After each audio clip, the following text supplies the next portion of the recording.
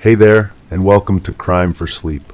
I know you're having trouble falling asleep, so let me keep you company with true crime stories from around the world. Before we dive in, I'm curious, where did you first hear this one? If you enjoy these stories, don't forget to like, comment, and subscribe. Now get comfortable, and let's get into tonight's case. Crime 1, the house was supposed to be a flip, get in, fix it up, sell fast. But while tearing out the old carpet in the hallway, I found a hatch hidden beneath a loose board. It wasn't listed anywhere in the plans. I thought it might be a crawl space, but it went deeper, much deeper. Concrete steps, a dirt floor, and along the walls, hooks, dozens of them rusted and stained. In the corner, a cot, on the cot, restraints. I should have left right then, but I didn't. I took pictures. I started asking questions, and someone started watching me. The first thing that struck me was the smell, not the usual mustiness you'd expect from a hidden space, but something else. Something sweet and metallic that made my stomach turn.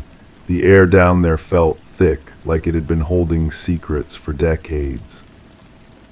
I climbed back up and called my contractor. He'd worked on dozens of houses in this neighborhood, knew every blueprint and building code by heart. When I described what I'd found, the line went quiet for a long moment. "Never heard of anything like that," he finally said. His voice sounded different, strained. "Maybe it's just old storage. You know how these old places are." But I could hear something in his tone that didn't sit right. The way he cut the conversation short. The way he suddenly had another job that needed his immediate attention. I went back down with a flashlight and examined everything more carefully. The hooks weren't random, they were positioned at specific heights, spaced evenly apart. Someone had planned this. The cot wasn't just thrown there either, it was bolted to the floor. The restraints weren't old rope or makeshift bindings. They were leather, professional grade, the kind you might find in a medical facility. On the floor near the stairs, I found something that made my hands shake. A small piece of fabric caught on a rough edge of concrete, bright blue like a child's clothing. I left it there, but I took more pictures. That evening, I visited the elderly woman next door. She'd lived there for 40 years. She told me over coffee that tasted too strong. Her kitchen window faced the house I was renovating. "The previous owner kept to himself," she said, stirring her cup with trembling fingers. "Strange man, always working on that house. Lots of construction noise, especially during the summer months when the children were out of school." I asked about the construction. What kind of work was he doing? "Foundation repairs," he said, "always seemed to be digging. Trucks would come and go, usually when most folks were at work. He was very particular about privacy. Put up that tall fence, planted those thick hedges." She paused, looking out the window toward the house. "Funny thing though, after he finished all that work, I never saw any signs of improvement. House looked exactly the same, but the smells started." My coffee went cold in my hands. What kind of smells? "Chemical smells, bleach mostly, sometimes other things, stronger things. Always thought it was odd for someone to use so much cleaning supplies." I left her house with more questions than answers. Back home, I researched the previous owner. Public records showed he'd bought the house 15 years ago, lived alone, worked as a maintenance supervisor at a local facility that housed troubled youth. He'd died recently, which was why the house had gone to auction. The next morning, I found someone had been in the basement. The piece of fabric was gone. The photos on my phone were deleted, but not all of them. I'd backed up the first batch to cloud storage before going to bed. I called the police. The officer who responded was young, thorough, but something about his reaction bothered me. He spent a long time down in that basement. longer than seemed necessary just to document a discovery. When he came back up, his uniform was dusty, and he had dirt under his fingernails. "Looks like old storage to me," he said, echoing my contractor's words exactly. "These old houses, people converted spaces for all kinds of purposes. Nothing here suggests any criminal activity." But I'd seen his face when he first looked at those hooks. I'd seen the way his hand moved instinctively toward his radio before he caught himself. "What about the restraints?" I asked. "Could be anything. Maybe the guy had medical issues, needed assistance, or maybe he was into certain adult activities. Either way, nothing illegal about owning restraints." He handed me his card, but when I looked at it later, I realized he'd never taken my statement, never asked for my contact information, never mentioned writing a report. I decided to visit the facility where the previous owner had worked. The receptionist was helpful, chatty even, until I mentioned his name. Then her demeanor changed completely. "I'm sorry we can't discuss former employees," she said, but her eyes kept darting toward a hallway behind her. "I'm not asking about employment records. I just wondered if anyone knew him personally. I'm renovating his old house and found some things that might have belonged to him." A man appeared in the hallway, tall, thin, with the kind of careful posture that suggested military or law enforcement background. He listened to our conversation without approaching, but I could feel his attention like a weight. "Ma'am, I think you should leave," the receptionist said quietly, "and maybe you should stop asking questions about that house."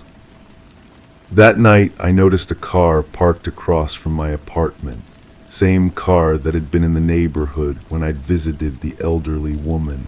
Same car I'd seen drive slowly past the renovation site twice that afternoon. I couldn't sleep. Every sound in the building seemed amplified. Footsteps in the hallway, doors closing, the elevator stopping at floors where no one had called it. The next day I went back to the house one final time. I needed to see that basement again to make sure I hadn't imagined the worst parts. But when I opened the hatch, everything had changed. The hooks were gone, the cot was gone, the floor had been scrubbed clean, treated with something that left it gleaming under my flashlight. Even the smell was different, sharp with bleach and industrial cleaners. But they'd missed something. In a crack where the wall met the floor, I found a small metal object, a charm from a bracelet maybe, or a piece of jewelry. It was shaped like a star, the kind children wear. One edge was bent, as if it had been torn away forcefully. I pocketed it and left the house. I never went back. The renovation was completed by someone else. The house sold quickly to a cash buyer whose identity was shielded by multiple corporate entities. The elderly neighbor moved away suddenly, claiming family concerns. The police officer who'd responded to my call transferred to a different precinct. I still have that star charm. Sometimes I hold it and wonder about the child who wore it. Wonder if they're safe somewhere, or if they're part of why that basement was scrubbed so clean. Wonder if the people who cleaned it know I have this one small piece of evidence. Wonder if they're still watching me. The facility where the previous owner worked was investigated recently for irregularities in their record keeping. Several children who'd been housed there over the years were listed as transferred to other facilities, but those facilities had no record of receiving them.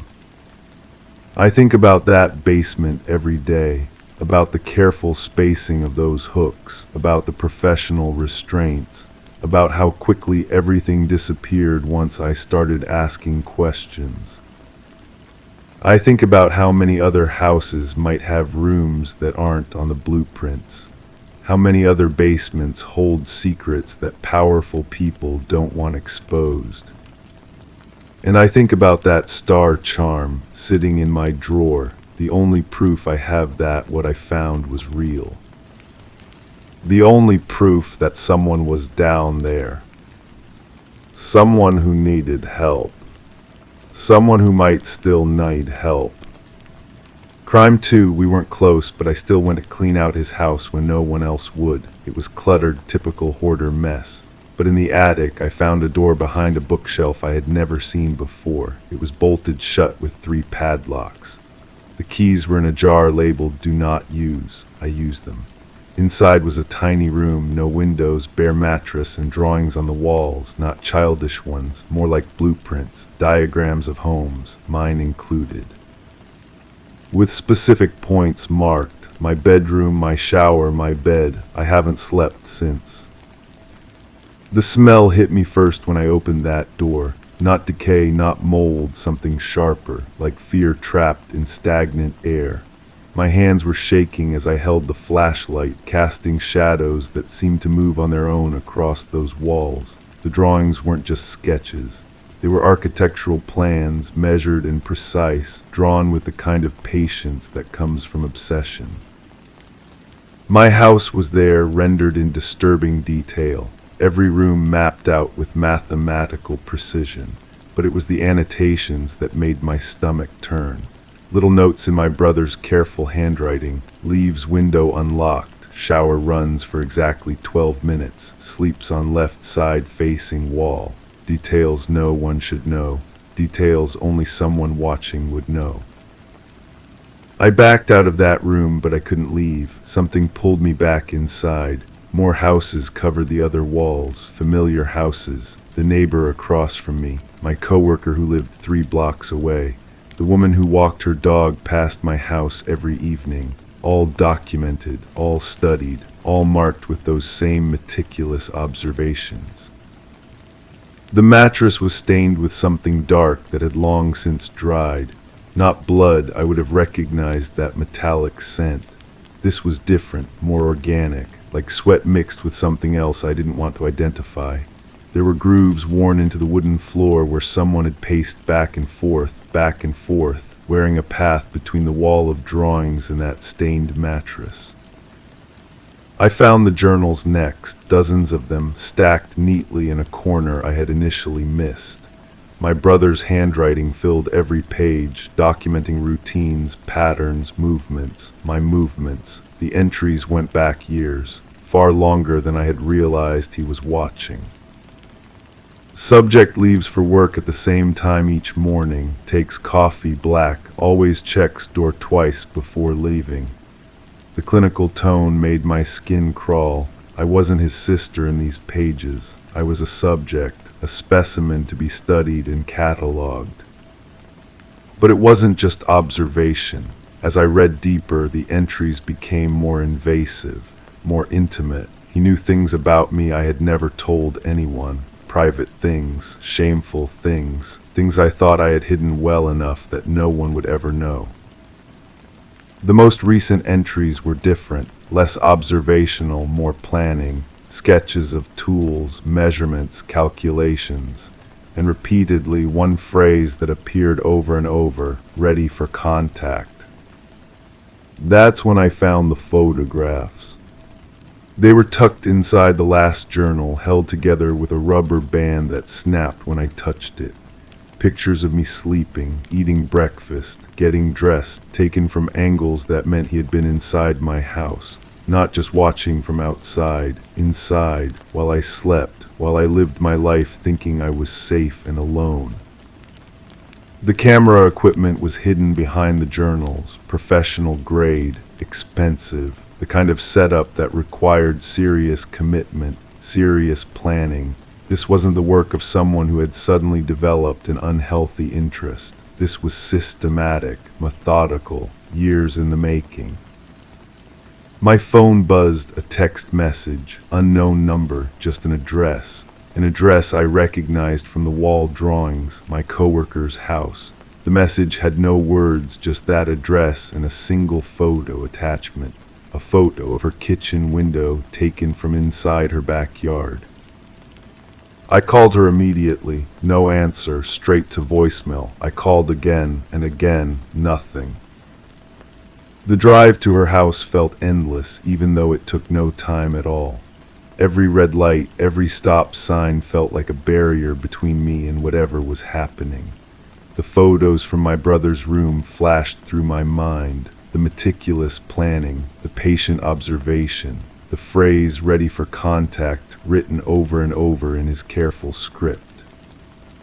Her car was in the driveway, lights were on inside, everything looked normal from the outside, just like my house probably looked normal to anyone passing by, not knowing someone had been documenting every detail of my existence.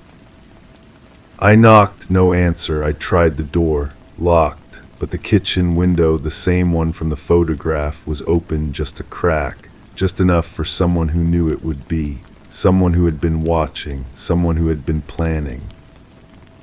That's when I realized the terrible truth. My brother was gone, but his work wasn't finished. Someone else had those keys.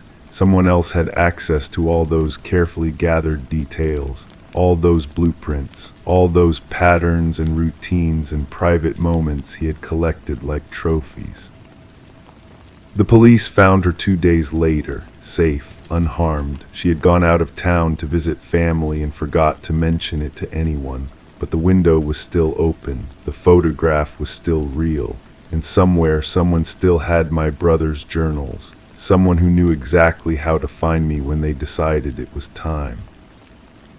I moved houses after that, changed my routines, started sleeping with lights on, but I can't shake the feeling that it doesn't matter, because whoever has those journals now knows something my brother had figured out but never wrote down.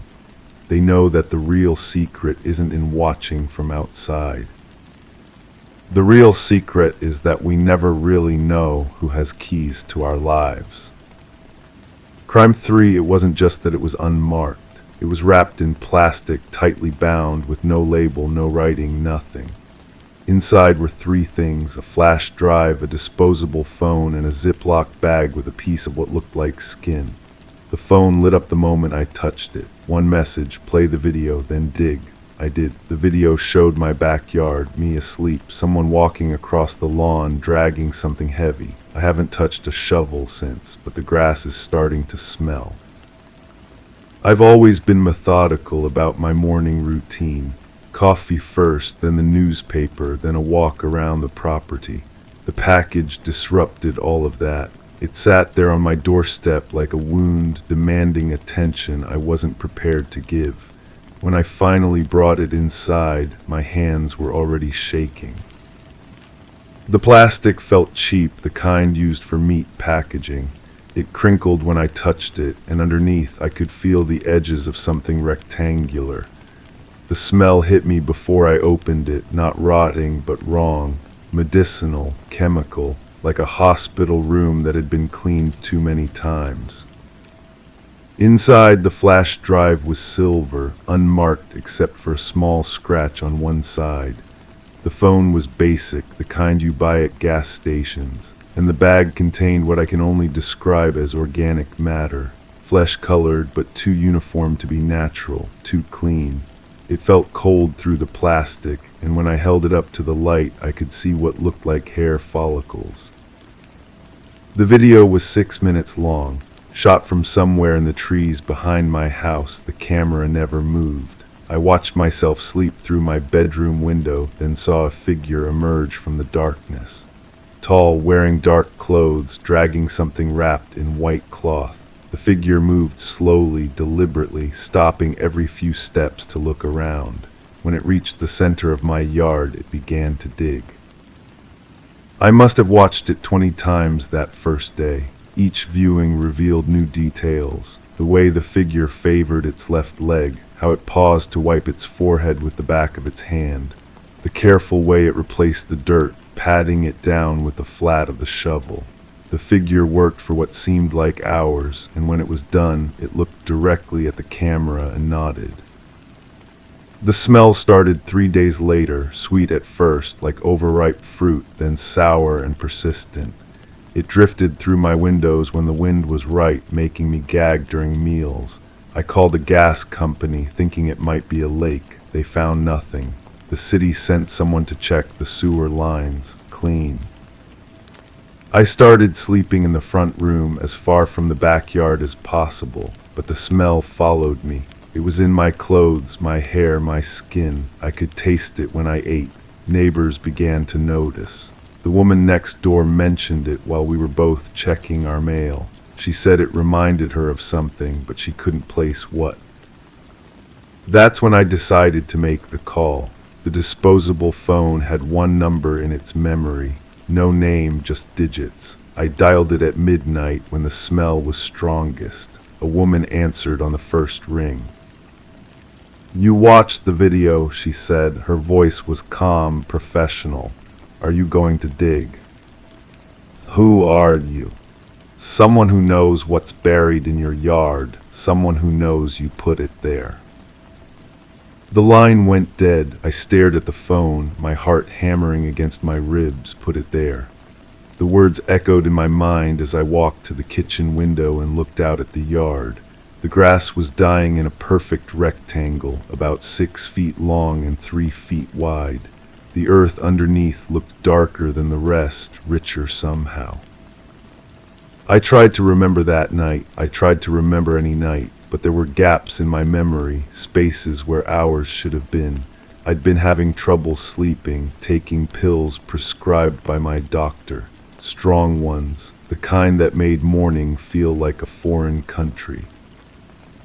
I found the shovel in my garage, dirt still clinging to its blade. I don't remember using it. I don't remember digging, but the evidence was there, mocking me with its silence.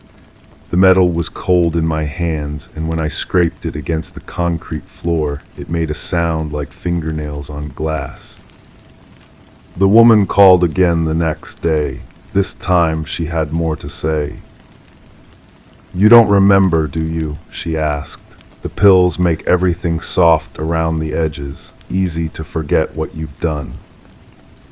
"I didn't do anything." "The video suggests otherwise. You were sleepwalking, if that makes you feel better, but your hands knew what they were doing. They've done it before." I hung up and threw the phone against the wall. It bounced off and landed on the floor, screen cracked but still functional, still glowing, still connecting me to whatever truth was buried in my yard. The smell was getting worse. I could see it affecting the neighbors now. They walked quickly past my house, hands pressed to their noses. Some crossed to the other side of the street. The mailman left packages at the curb instead of approaching my door. I called in sick to work. I couldn't concentrate with the smell following me everywhere. My boss was understanding at first, but after a week her patience wore thin. She asked if everything was all right at home.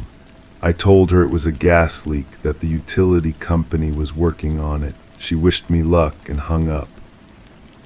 The woman called again that night. This time she had photos. She sent them to the phone, grainy images of my yard taken from different angles. In one I could see something pale beneath the dying grass. In another, what looked like fabric, white and stained. The third showed my own face, slack and unfocused, dirt under my fingernails. "You're not the first," she said when I answered, "but you might be the last. That depends on what you do next." "What do you want from me?" "I want you to remember. I want you to dig. I want you to see what you've done." "And if I don't?"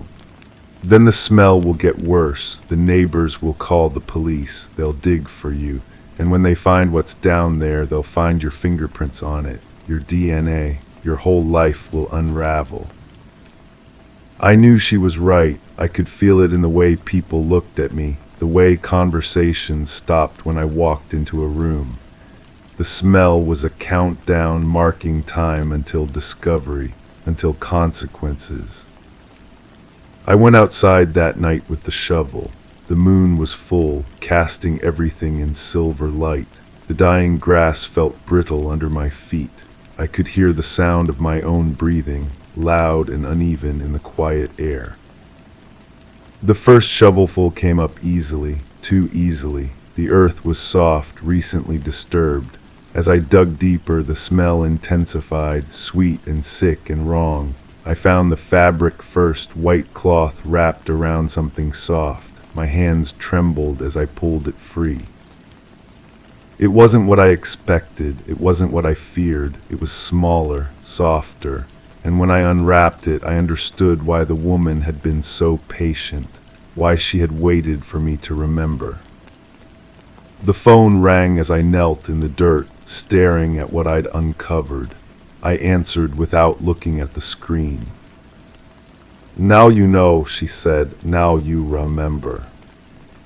And I did not everything, but enough. The pills had made it fuzzy, but the truth was still there, buried beneath layers of pharmaceutical fog. I remembered the weight in my arms, the warm weight that had gone cold, the panic, the desperate need to make it disappear. "What happens now?" I asked. "That depends on you. You can call the police, tell them what you found, tell them what you did, or you can bury it again. Pretend it never happened. Keep taking your pills. Keep forgetting." I looked down at the small form in my hands, so light, so still.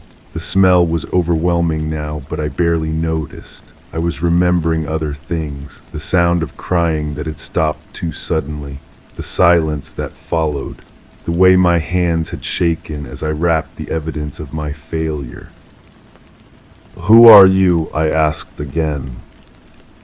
"Someone who cares about the truth, someone who believes in justice even when the system fails." "And if I bury it again?" "Then I'll make sure everyone knows, the video, the photos, the DNA evidence I collected from your shovel. Your neighbors will know, your family will know, everyone will know what kind of person you really are." I sat in the dirt for a long time after she hung up.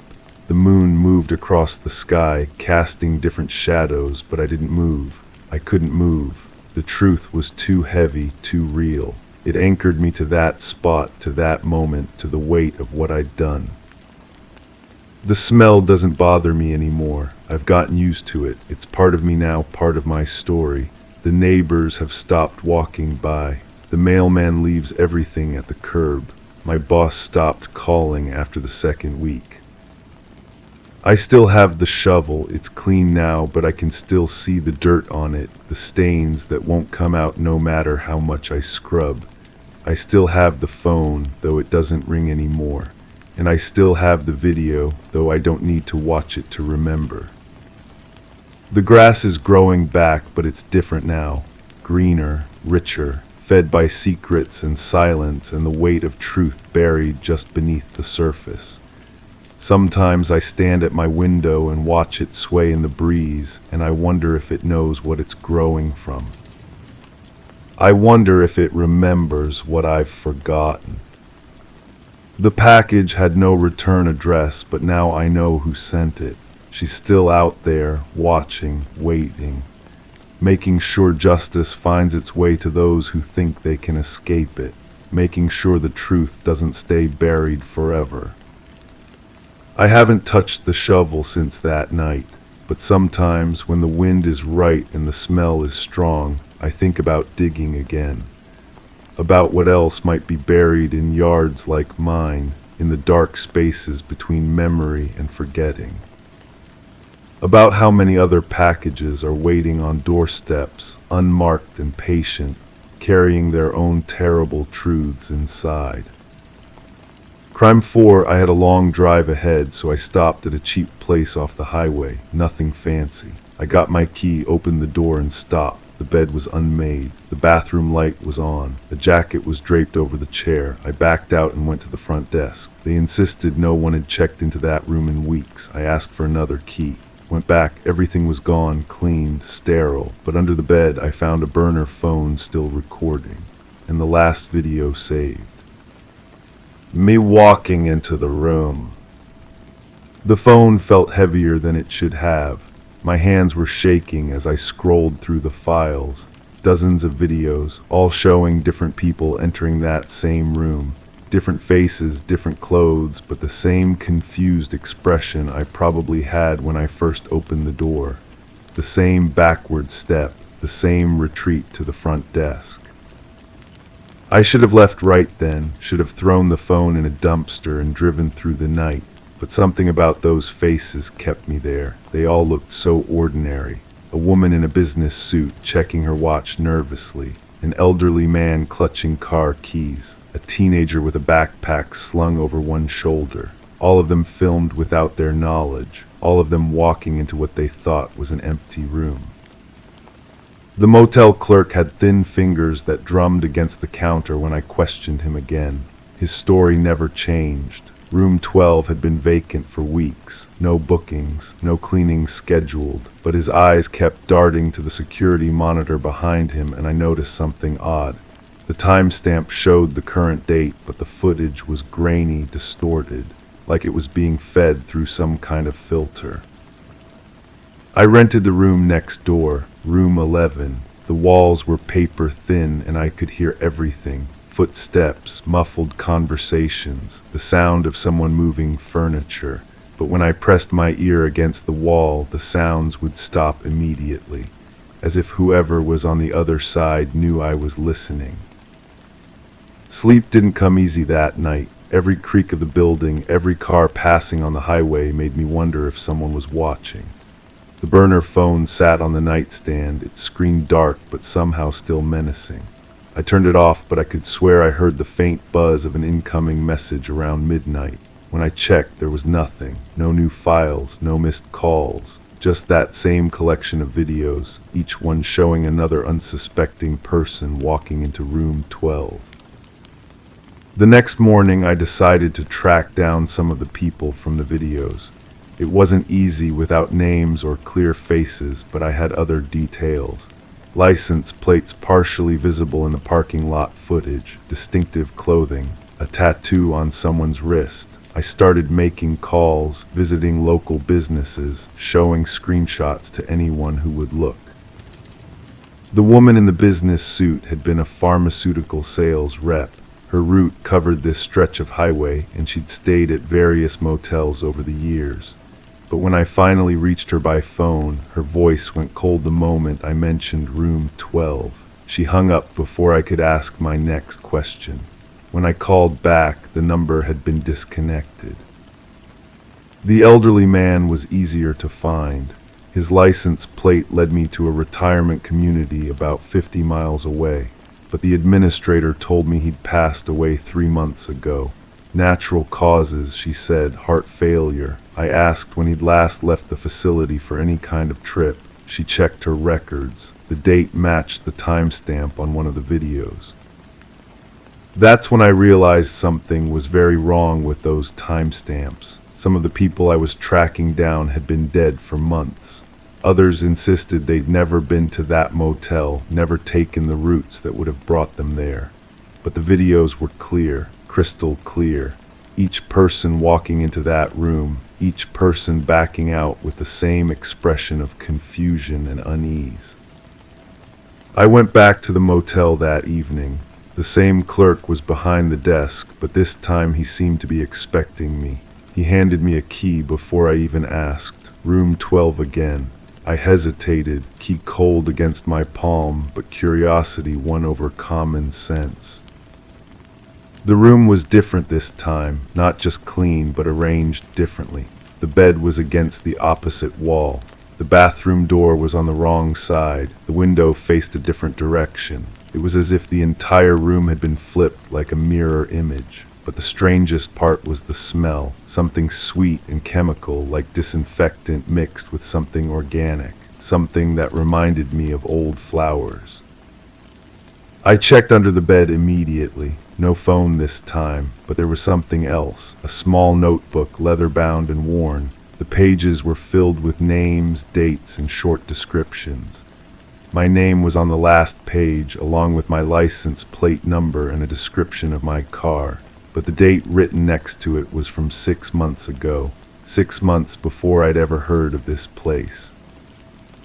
The handwriting was mine. I stared at those pages, trying to make sense of what I was seeing. My handwriting, my observations, detailed notes about other guests and their behavior patterns, notes about the clerk's nervous habits, notes about the room's changing layout. It was as if I'd been investigating this place for months, documenting everything I was just now discovering for the first time. The final entry in the notebook was incomplete. It started with today's date and a single sentence. The recordings show the truth, but memory is unreliable. The rest of the page was blank, but I could see the faint impression of writing that had been erased. I held the page up to the light, trying to make out the words beneath. I am not the first version of myself to stay in this room.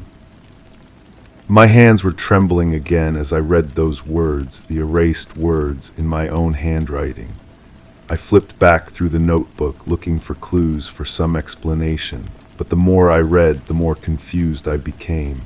The entries described conversations I didn't remember having, places I'd never been, people I'd never met, all in my handwriting, all in my voice. The last thing I remember clearly is sitting on the edge of that bed, notebook in my lap, trying to understand what was happening to me. The room felt smaller somehow, the walls closer together. The chemical smell was getting stronger, making it hard to think clearly. I must have fallen asleep, because the next thing I knew, I was standing in the parking lot, key in my hand, looking up at room 12. The door was already open. I could see someone inside, moving around, arranging things, someone who looked exactly like me. He was placing a notebook under the mattress, setting up a small recording device in the corner. When he turned toward the window, I saw my own face looking back at me, but his eyes were different, older, tired in a way that went deeper than lack of sleep. He saw me watching and smiled, not a friendly smile, more like recognition, like he'd been expecting me. He walked to the window and pressed his palm against the glass. I found myself doing the same, our hands separated only by that thin barrier. His lips moved, forming words I couldn't hear but somehow understood. Your turn. I don't remember checking out of the motel. I don't remember driving away. But I'm back home now, sitting at my kitchen table, writing this down. The notebook is here with me, though I don't remember bringing it. The burner phone is here too, though I'm certain I left it in that room. And when I play the videos, I see myself walking into room 12 over and over again. Different clothes, different seasons, but always the same confused expression. Always the same backward step. The last video was recorded today, but I haven't been back to that motel, haven't left my house since I got home. In the video, I'm walking into room 12, but this time I don't back out. This time I lie down on the bed and close my eyes. The recording continues for several minutes, showing me sleeping peacefully while someone moves around the room, reclining, rearranging things. The someone is me, but it's not me. His movements are too precise, too practiced, like he's done this many times before, like he knows exactly what needs to be done to prepare the room for the next visitor. At the end of the video, he looks directly into the camera and mouths those same words. Your turn. I keep telling myself this is all some kind of elaborate hoax. Someone playing a cruel joke, using technology I don't understand to create false memories and impossible videos. But deep down, I know that's not true. The notebook is real. The handwriting is mine. The memories that aren't quite memories feel more genuine than anything else in my life right now. Tomorrow I'm going to drive back to that motel. I have to. Something is pulling me there, something stronger than curiosity or fear. I know room 12 will be waiting for me. I know the clerk will hand me the key without being asked. I know I'll find someone else inside, someone who looks confused and frightened and exactly like I did when this all started. And I know what I'll have to do, what I've apparently been doing for longer than I can remember. I'll clean the room, I'll arrange the furniture, I'll prepare everything for the next version of myself to discover, because that's how this works, that's how it's always worked. The only question now is whether this story will end with me writing it, or whether I've written it before and just forgotten. Whether you're reading the words of someone who escaped, or someone who's still trapped in room 12, thinking he's free while preparing for his next turn. I suppose we'll find out soon enough. Crime 5, I was walking home, same route as always. A notice board near the gas station had flyers plastered all over it. I wasn't going to stop until I saw my face, my exact face. Same jacket, same backpack. The name below wasn't mine, but the photo was. I grabbed the poster and ran. That night another appeared on my apartment door. Same photo, same message. Missing, if found, do not engage. Now people cross the street when they see me. Strangers whisper behind me. And I keep catching glimpses of someone dressed exactly like me, one block behind. The paper felt heavy in my hands, thick stock professional printing, not some desperate family's homemade plea. The edges were perfectly cut, no tears from hasty stapling. Someone had invested money in this, someone who knew exactly what they were doing. I studied the photo under my desk lamp, every detail matched. The scar above my left eyebrow from a childhood accident, the way my collar always sits slightly askew, even the expression, that half smile I wear when I'm trying to look approachable but feeling anything but. The phone number at the bottom led to a voicemail box with a mechanical greeting.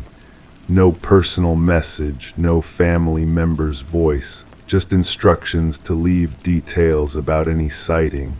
I hung up without speaking. My neighbor from across the hall knocked that evening. She stood in her doorway, arms crossed, studying my face like she was memorizing it. She asked if I'd been feeling all right lately, if I'd been sleeping. Her voice carried an edge I'd never heard before. When I asked why, she mentioned seeing me in places where I definitely hadn't been. The grocery store while I was at work, the parking garage while I was inside my apartment, always wearing the same clothes, always walking with purpose. I started paying attention to the whispers.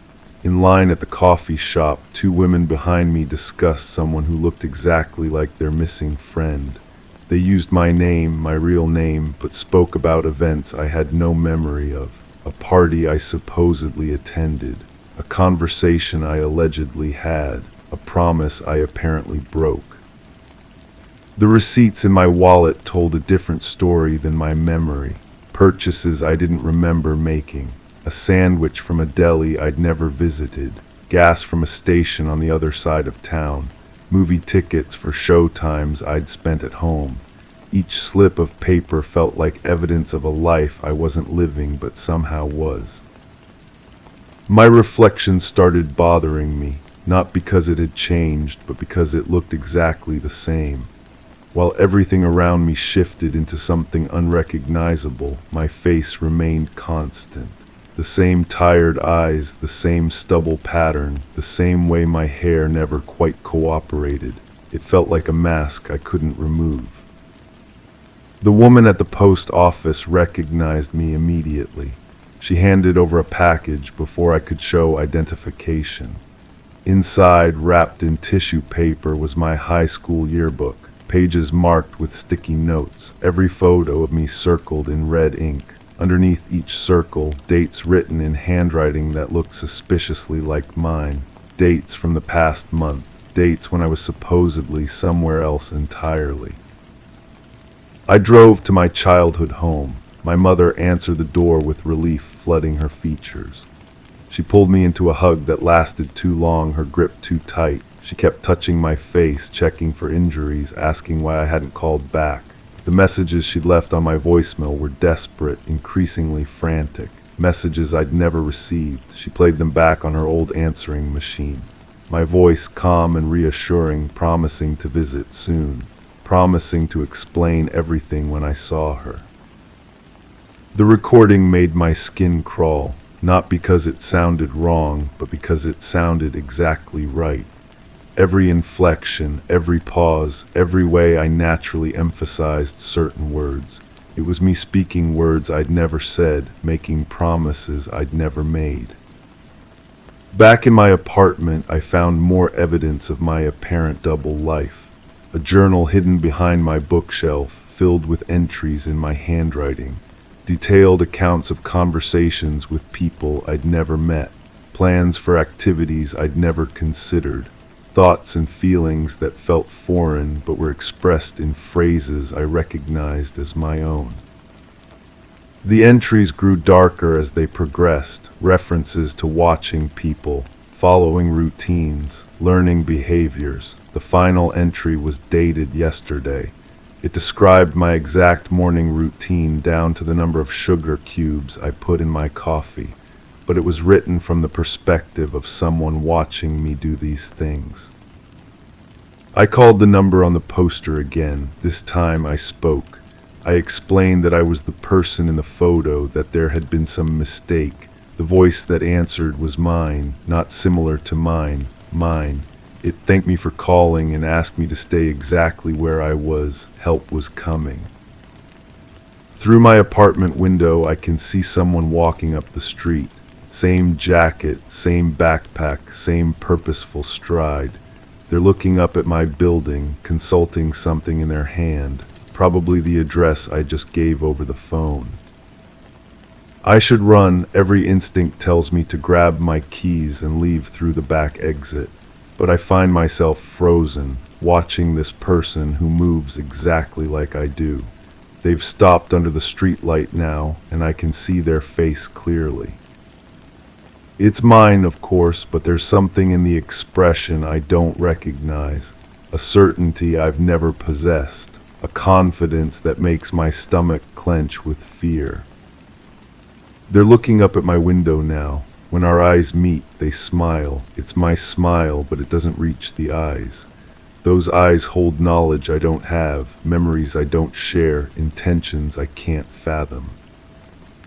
The poster in my hand trembles as I read it again.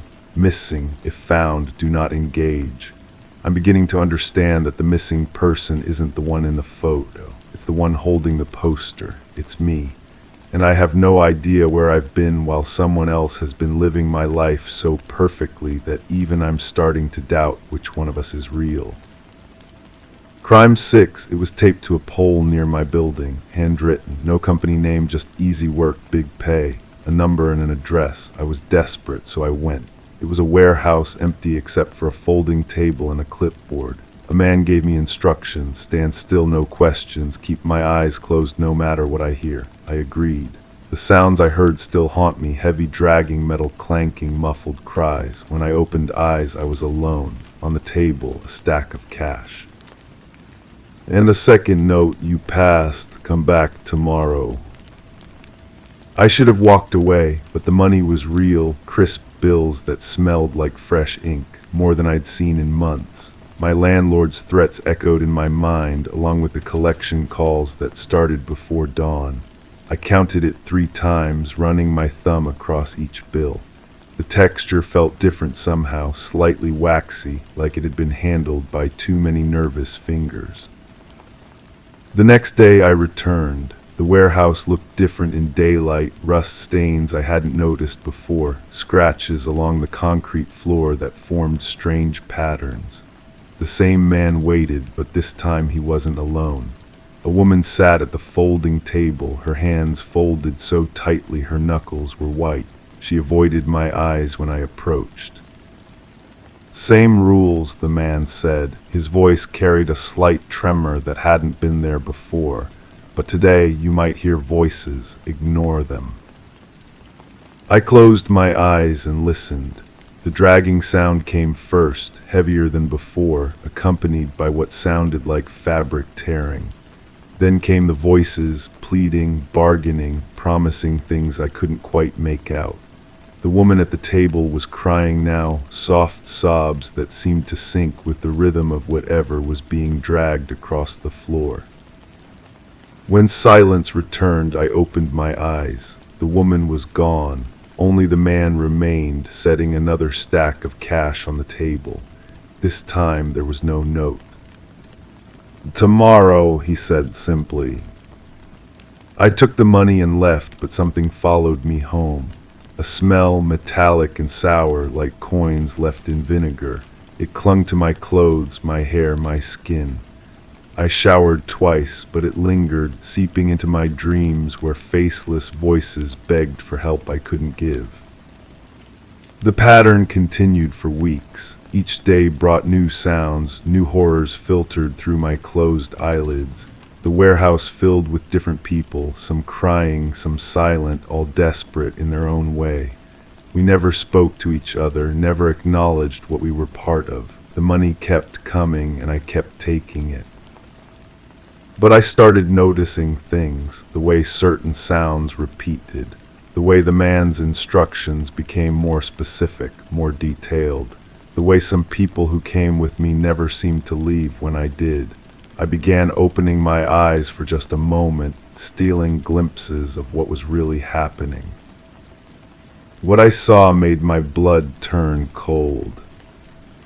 The people weren't just witnesses like me. Some were participants, moving with practiced efficiency. Others were subjects, their terror genuine and raw. The warehouse wasn't empty. It was full of equipment hidden in the shadows, tools that gleamed under the dim lighting. And the money we were paid, it wasn't just payment for silence. It was payment for complicity. I started keeping a journal, documenting everything I could remember. The sounds, the smells, the faces I glimpsed. I wrote down license plates from the parking area, described the vehicles that came and went. I mapped the warehouse layout from memory, noting where the sounds originated, where the crying was loudest. One day I recognized a voice among the pleading.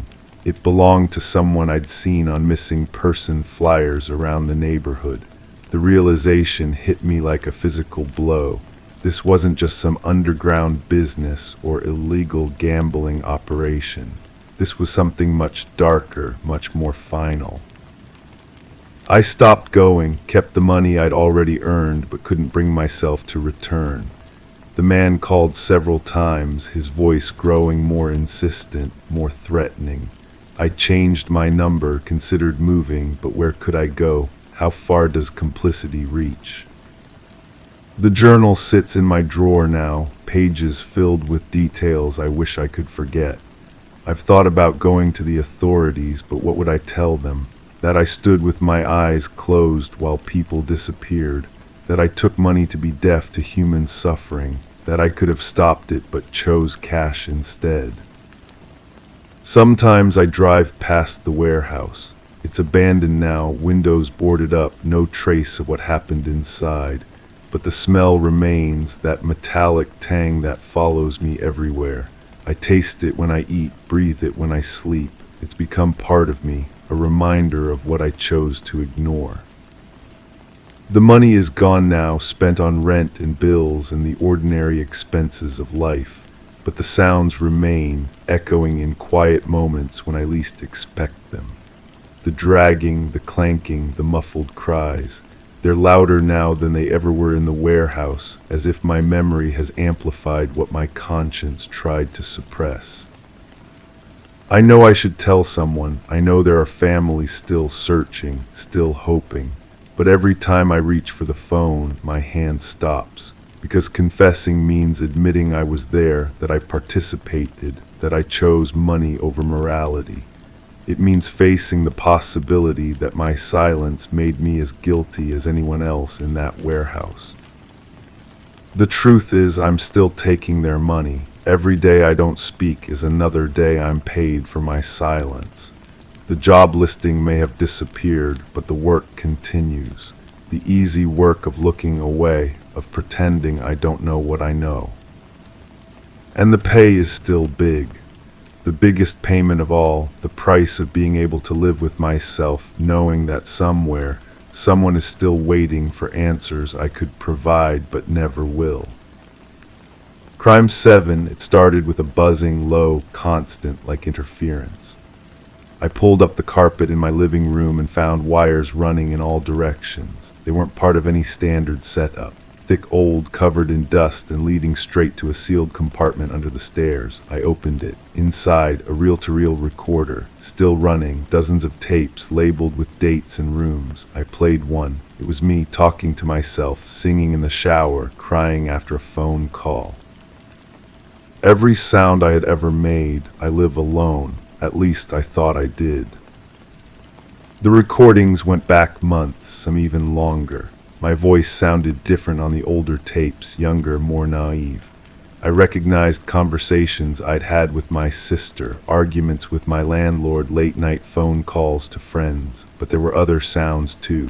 Footsteps I didn't remember making, doors opening when I was asleep, the soft click of the refrigerator being opened while I was at work.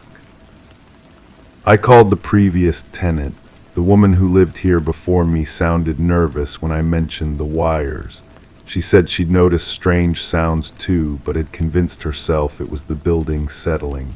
Old pipes, faulty electrical work. She'd moved out suddenly, she admitted, after finding scratches on her bedroom window from the inside. The scratches were still there, thin lines carved into the glass, forming what looked like letters. I traced them with my finger, feeling the rough edges where someone had pressed hard enough to cut deep. The glass was cold, even though the room was warm.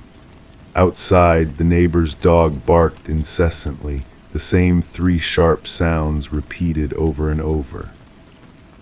I found more equipment hidden throughout the apartment.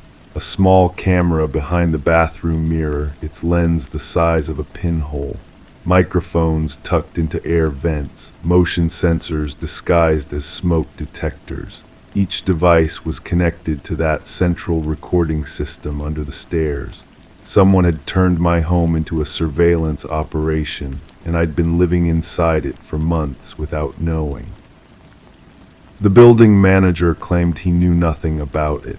His hands shook when he examined the wires, and he kept glancing toward the hallway as if expecting someone to appear. He suggested I call the police, but his voice lacked conviction. When I asked about building maintenance records, he said they'd been misplaced during a recent office move. I started going through the tapes systematically, listening to my own life played back in chronological order. The quality was surprisingly good. I could hear myself breathing while I slept, the rustle of sheets when I turned over, even the small sounds I made while dreaming.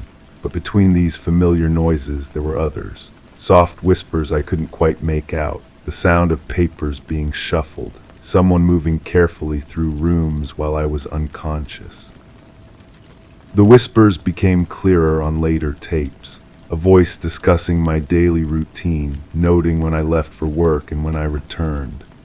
The voice analyzed my habits, my schedule, my patterns. It was methodical, clinical, like someone conducting research. The speaker knew details about my life that I'd never shared with anyone, the scar on my shoulder from childhood, the way I always checked the locks twice before bed, my fear of enclosed spaces.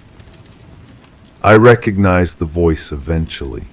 It belonged to my downstairs neighbor, the quiet man who always nodded politely in the hallway but never spoke. He'd been watching me through those hidden cameras, listening to every private moment, documenting my existence like a specimen in a laboratory. The recordings revealed the extent of his obsession, detailed notes about my appearance, my moods, my visitors. But the most disturbing discovery came when I found tapes labeled with future dates. Recordings that shouldn't exist yet. My voice discussing plans I hadn't made, conversations I hadn't had, events that hadn't happened. The audio quality was different on these tapes, slightly distorted, as if they'd been artificially generated or somehow predicted. I confronted my neighbor that evening. He answered his door wearing headphones, the cord trailing back into his apartment. Behind him, I could see banks of monitors displaying feeds from cameras I hadn't found yet. He seemed unsurprised to see me, almost relieved. He invited me inside with a gesture that felt practiced, rehearsed. His apartment was a mirror image of mine, but every surface was covered with photographs, transcripts, detailed charts tracking my movements and behaviors. He'd been building a complete profile of my existence, cross-referencing audio recordings with visual observations and written analysis. The walls were covered with timeline charts showing my daily patterns going back over a year. He explained that he was documenting disappearances in the building. 3 previous tenants had vanished without notice, leaving behind all their possessions. He'd installed the surveillance system to gather evidence, to understand what was happening to people who lived in my apartment. According to his research, the disappearances followed a pattern. Each tenant lived there for exactly 8 months before vanishing. I'd been living there for 7 months and 3 weeks. He showed me files on the previous tenants, photos of their daily routines, transcripts of their phone calls, detailed behavioral analyses. Each file ended abruptly with a final entry noting their sudden departure. No forwarding address, no explanation, no contact with friends or family afterward. Just empty apartments that were quickly rented to new tenants who never questioned the previous occupants' belongings being left behind. The building manager, he claimed, was complicit. The surveillance equipment had been installed with his knowledge, possibly his assistance. The disappearances were being covered up, explained away as normal tenant turnover in a competitive housing market. No one investigated because no one reported the missing people. They'd been carefully selected, individuals with few close relationships, transient lifestyles, minimal social connections. I left his apartment feeling disconnected from reality. The evidence he'd shown me was convincing, but something about his demeanor troubled me. His explanations were too smooth, too prepared. The way he'd anticipated my questions suggested he'd rehearsed this conversation. When I asked to see the original surveillance footage, he claimed it had been corrupted during transfer to audio format. Back in my apartment, I listened to more tapes, focusing on the background sounds I'd previously ignored. There were inconsistencies in the recordings, moments where the audio didn't match my memories of events, conversations where my voice said things I didn't remember saying, phone calls to numbers I'd never dialed. The more I analyzed the recordings, the more artificial they seemed. I began to suspect the tapes had been edited, possibly fabricated entirely. My neighbor's story about disappearing tenants might be an elaborate cover for something else entirely. The surveillance equipment could have been installed for a different purpose, not to protect me, but to manipulate me, to make me question my own memories and perceptions. The final tape I found was labeled with my name and the current date. It contained a recording of this entire investigation, my discovery of the wires, my conversations with the building manager and previous tenant, even my confrontation with my neighbor. But the voice on the tape wasn't quite right, close enough to fool a casual listener, but wrong in subtle ways that made my skin crawl. Someone had been predicting my reactions, scripting my responses, guiding me through this entire experience. The surveillance wasn't passive observation, it was active manipulation. Every choice I'd made, every discovery I'd stumbled upon had been carefully orchestrated. I was living inside someone else's narrative, playing a role I didn't understand in a story I couldn't see the ending of. I'm writing this down because I need evidence of what really happened. Tomorrow I'm supposed to move out, according to the pattern my neighbor described. The lease I signed apparently has a clause I don't remember agreeing to. My belongings will be left behind for the next tenant, just like those who came before me. But I can't tell if I'm the victim or the perpetrator, if I'm being watched or if I'm the one doing the watching. The line between predator and prey has become impossibly blurred, and I'm no longer certain which side of the surveillance I'm really on. Crime 8, at first I thought it was a mistake. The envelope had no name, just my address. Inside was a handwritten note. The cameras in your bedroom aren't mine. I thought it was a prank, but more letters came, each one more specific. You talk in your sleep. You shouldn't leave the closet open. Then they're watching you watch them. I checked every inch of my apartment, found nothing. Then I checked the storage unit I never use. Found a mattress, some empty takeout boxes, and a hole drilled straight into my bedroom wall. The discovery hit me like ice water. My hands shook as I traced the edges of that perfect circle, smooth and deliberate. Someone had taken their time. The drill marks were clean, professional. Behind the thin drywall, I could see straight into my bedroom. The angle was perfect. My bed, my dresser, the corner where I changed clothes every morning, everything. I called the police. They came, took photos, filed a report. The officer was polite but distant. Any idea who might have access to this storage unit? He asked. I shook my head. The landlord had given me the key when I moved in. Said it came with the apartment. I'd never used it, never even thought about it. The letters stopped after that. For weeks, nothing. I installed new locks, covered the hole with furniture, even considered moving. But the silence felt worse than the messages. At least before, I knew someone was watching. Now I had no idea where they were or what they wanted. Then I found the journal. It was wedged behind a loose board in the storage unit, wrapped in plastic.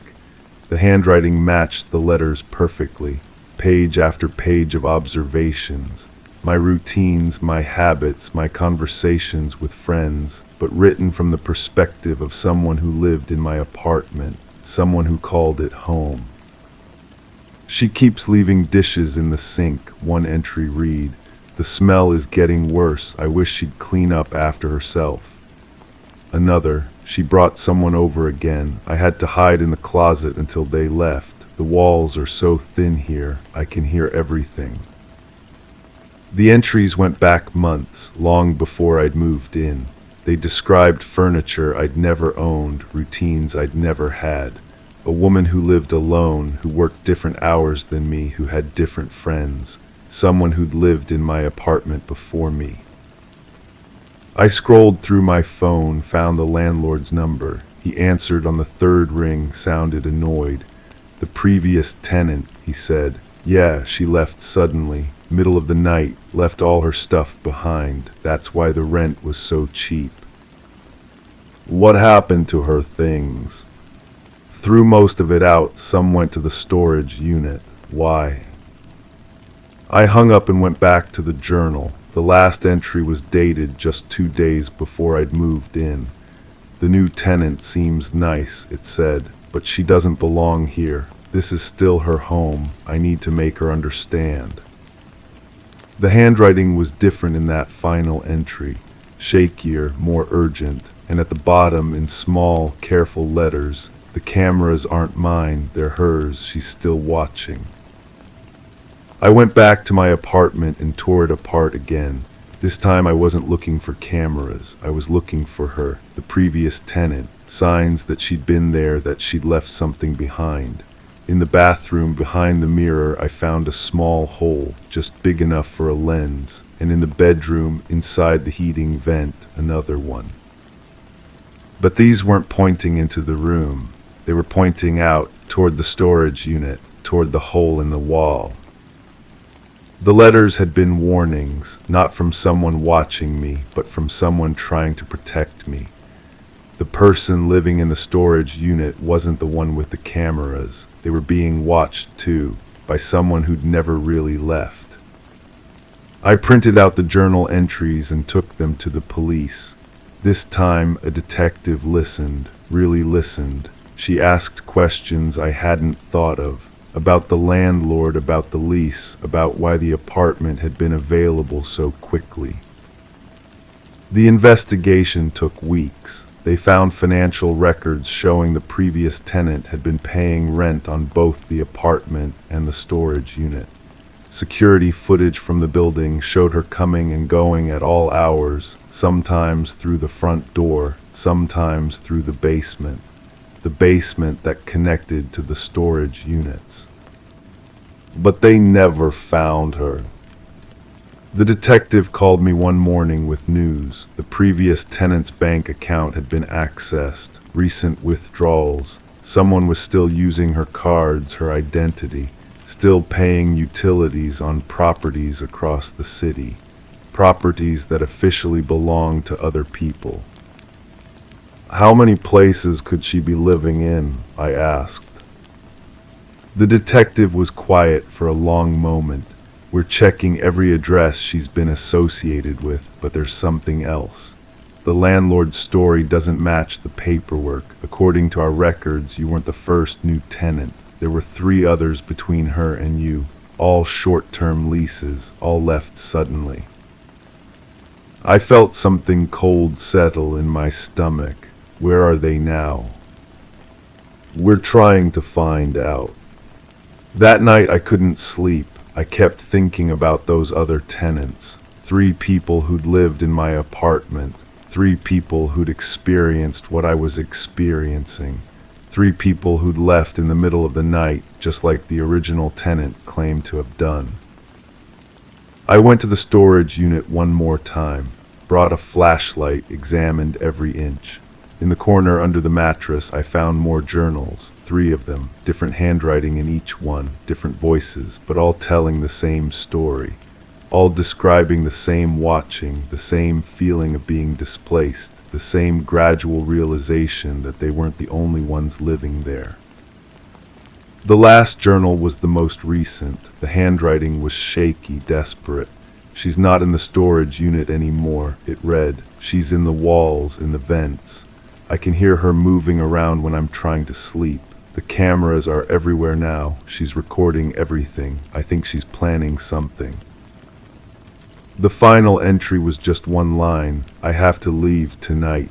If someone finds this, don't trust the landlord. Don't trust anyone. She's still here. I called the detective immediately. She met me at the building within the hour. We went through the storage unit together, collected all the evidence. She said they'd get search warrants for the other properties, start tracking down the missing tenants. But I could see it in her eyes, the same doubt I was feeling. These people had vanished completely. No forwarding addresses, no contact with family, no trace of where they'd gone, just like they'd never existed at all. The landlord was arrested the next week. Conspiracy, fraud, harassment, but he swore he'd never met the previous tenant. Said she'd paid rent through a third party, communicated only through email. The email account had been deleted. The third party was a shell company that led nowhere. I moved out that same day, found a new place across town, told no one the address. But sometimes, late at night, I wonder if I really escaped, if any of us really did. The cameras in my bedroom weren't mine, but whose were they, and who was watching the watchers? I still get mail sometimes, forwarded from my old address, bills and advertisements for people I've never heard of, names that don't exist in any database, but the handwriting on the forwarding labels is familiar. Careful and deliberate, just like those first letters. She's still out there, still moving from place to place, living in the spaces between other people's lives. And sometimes I think she's not just watching anymore.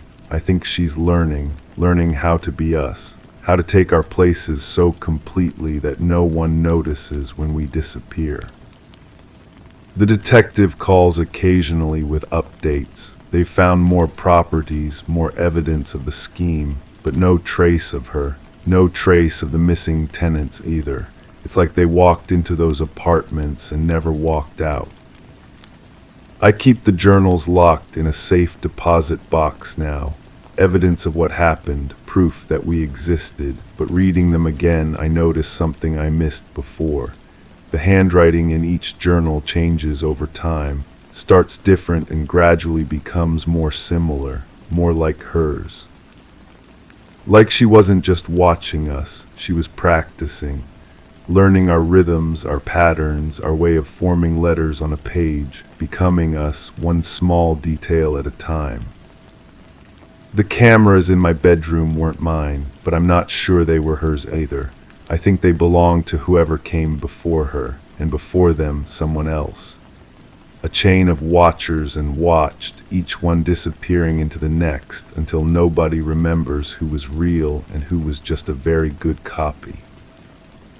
I check my mailbox carefully now, look at every letter, every return address, because I know that someday I'll get another note, not for me, but for whoever comes after, and I'll have to decide whether to warn them or let them discover the truth on their own.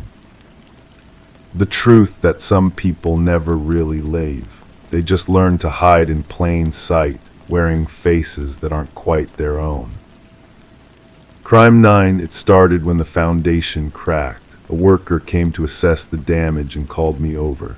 Said he hit something hard wrapped in tarp. We peeled it back and found bones, human. I called the police anonymously. They came, took everything, asked no questions. But I started getting calls from a blocked number. First just breathing, then a voice, "You were supposed to stay quiet." I thought I was helping. I thought I was doing the right thing. But now I think I uncovered something I was meant to bury twice. The first thing I noticed after the police left was how clean everything looked. Too clean. The dirt had been replaced, the concrete repaired, the driveway looked brand new, like nothing had ever happened. But I kept staring at that spot, knowing what had been there. The calls kept coming. I started going through old paperwork from when I bought the house. Previous owners, contractors, permits. The foundation had been poured just before I moved in. The seller had been eager to close, dropped the price twice without negotiation. I remembered thinking I was lucky. Now I wondered if luck had anything to do with it. The realtor's business card was still in my files. I called her office. She'd retired suddenly, they said, no forwarding information. The construction company that did the foundation work had dissolved. Their permits were signed by someone whose signature looked shaky, uncertain. I traced the name through public records. He died in a car accident the week after my closing. The breathing on the phone became words. Some things stay buried for a reason. The voice was older, raspy, familiar in a way that made my skin crawl. I started recording the calls, but the voice would stop the moment I reached for my phone, like they were watching. I began noticing cars that didn't belong in my neighborhood, same sedan, different spots, always with someone sitting inside, always too far away to see clearly. When I approached, they'd drive off. I installed security cameras. The next morning they were gone, cut clean from their mounts, no trace of the wiring. The smell started then, sweet and metallic, coming from the vents. I called a repair service. They found nothing wrong with the system, but late at night, when the house was quiet, I could smell it strongest, like something was still down there, still rotting beneath the perfect new concrete. I hired a private investigator, paid cash, gave him copies of everything I'd found. He took my money, promised results within a week. I never heard from him again. His office was cleaned out. The building manager said he'd broken his lease suddenly, left no forwarding address, just like the realtor, just like everyone connected to my house. That's when I found the photographs. They were tucked inside an old heating duct, wrapped in plastic. Pictures of my backyard, my driveway, taken from inside my house. The angle was wrong for any neighbor's window. Someone had been inside, taking pictures of the exact spot where we found the bones. The dates on the back were from 2 years ago, before I lived here, before the foundation was poured. In one photo, I could see a shadow in the background. Someone standing by my kitchen window, watching whoever was taking the pictures. The shadow was holding something long and narrow. The more I stared at it, the more it looked like a shovel. The calls changed. Now the voice was urgent, angry. "You have something that belongs to us. Check your basement." I didn't have a basement. My house was built on a slab, but when I went to the area beneath my living room, I noticed the floor sounded hollow in one corner. I pulled up the carpet and found a small access panel I'd never seen before. Inside was a metal box, old, rusted, locked. The key was taped to the bottom. Inside the box were more photographs. These were older, yellowed at the edges. They showed the same backyard, but different. A garden where my driveway now stood. A woman tending to flowers, smiling at the camera. She looked familiar. I'd seen her face somewhere before. The last photograph in the box showed the same woman, but she wasn't smiling. She was looking directly at the camera with terror in her eyes. Behind her, I could see the shadow of someone approaching. The shadow was holding the same long, narrow object from the other photos. I turned the photograph over. Written in faded ink, she knew too much. The phone rang. I answered without thinking. The voice was different now, clearer, younger. You found them, didn't you? The pictures. I couldn't speak. She was my sister. I've been looking for her for 15 years. I hired people to watch the house, to wait for someone to find her. I never thought it would take this long. The person calling you, threatening you, that's not me. That's the person who killed her. They're still here. They're still watching. They know you found the box. I looked out my window. The sedan was back. This time I could see the driver clearly. It was an older man, gray hair, weathered face. He was holding a phone to his ear. As I watched, he smiled and waved at me. Then he hung up. The house felt different now. Every shadow seemed to move. Every sound had meaning. I realized I hadn't just found a body. I'd found evidence of something ongoing, something that never stopped. The foundation crack that started everything wasn't from settling. It was from someone trying to dig their way back in. The new concrete, the quick repairs, the anonymous calls, they were all part of covering up what I'd uncovered. But some secrets refused to stay buried. The woman in the photographs had lived in my house. She discovered something just like I had. And just like me, she'd thought she was doing the right thing by not staying quiet. The difference was, she never got the chance to call the police. I sleep with my phone in my hand now. The anonymous calls have stopped, but I can hear footsteps on my roof at night, slow, deliberate, circling the house. During the day, I find small holes in my yard. Someone is still digging, still searching, still making sure nothing else comes to light. The truth is, I don't think the body under my driveway was the first one. I think it was just the one that finally surfaced. And now that I know I have a choice to make, I can stay quiet like they want, like she should have, or I can keep digging, knowing that some discoveries change everything. The phone is ringing again, a different number this time. I already know what the voice will tell me, that I have something that belongs to them, that some secrets are worth killing for, that staying quiet is the only way to stay alive. But I also know something else. The woman in the photographs never got to tell her story. Someone made sure of that, and now they're trying to make sure I don't tell mine. The question is, how many other people have found something they weren't supposed to find? How many other houses in this neighborhood have new foundations and old secrets? I think I'm about to find out. Story 10. They stumbled upon it in the attic, concealed beneath a worn-out blanket. A porcelain doll, fragile and aged, with its azure eyes painted wide and unwavering. It was unfamiliar to both of them. They dismissed it with a chuckle, a mere overlooked relic. Yet that night, as they nestled into bed, an unsettling presence lingered. The atmosphere grew dense, the stillness prolonged. And come morning, the doll was no longer in the attic. It sat at the edge of their bed. Sarah and Michael, a young couple, had acquired the Victorian house at an auction, captivated by its intricate woodwork and enigmatic allure despite whispers of its troubled past. They were drawn to the tales entrenched in its walls, unaware they would soon become part of it. Detective Rachel Winters received the call on a brisk autumn morning. The female victim had been discovered in the main bedroom, her body contorted in an unnatural stance, limbs bent at precise angles, her eyes wide open, locked in a frozen expression of terror. The male victim was found in the hallway as though attempting to flee. The scene was pristine, no signs of forced entry, no traces of a struggle beyond the final moments. "The positioning is intentional," Detective Winters murmured, recording quietly as crime scene photographers meticulously captured each detail.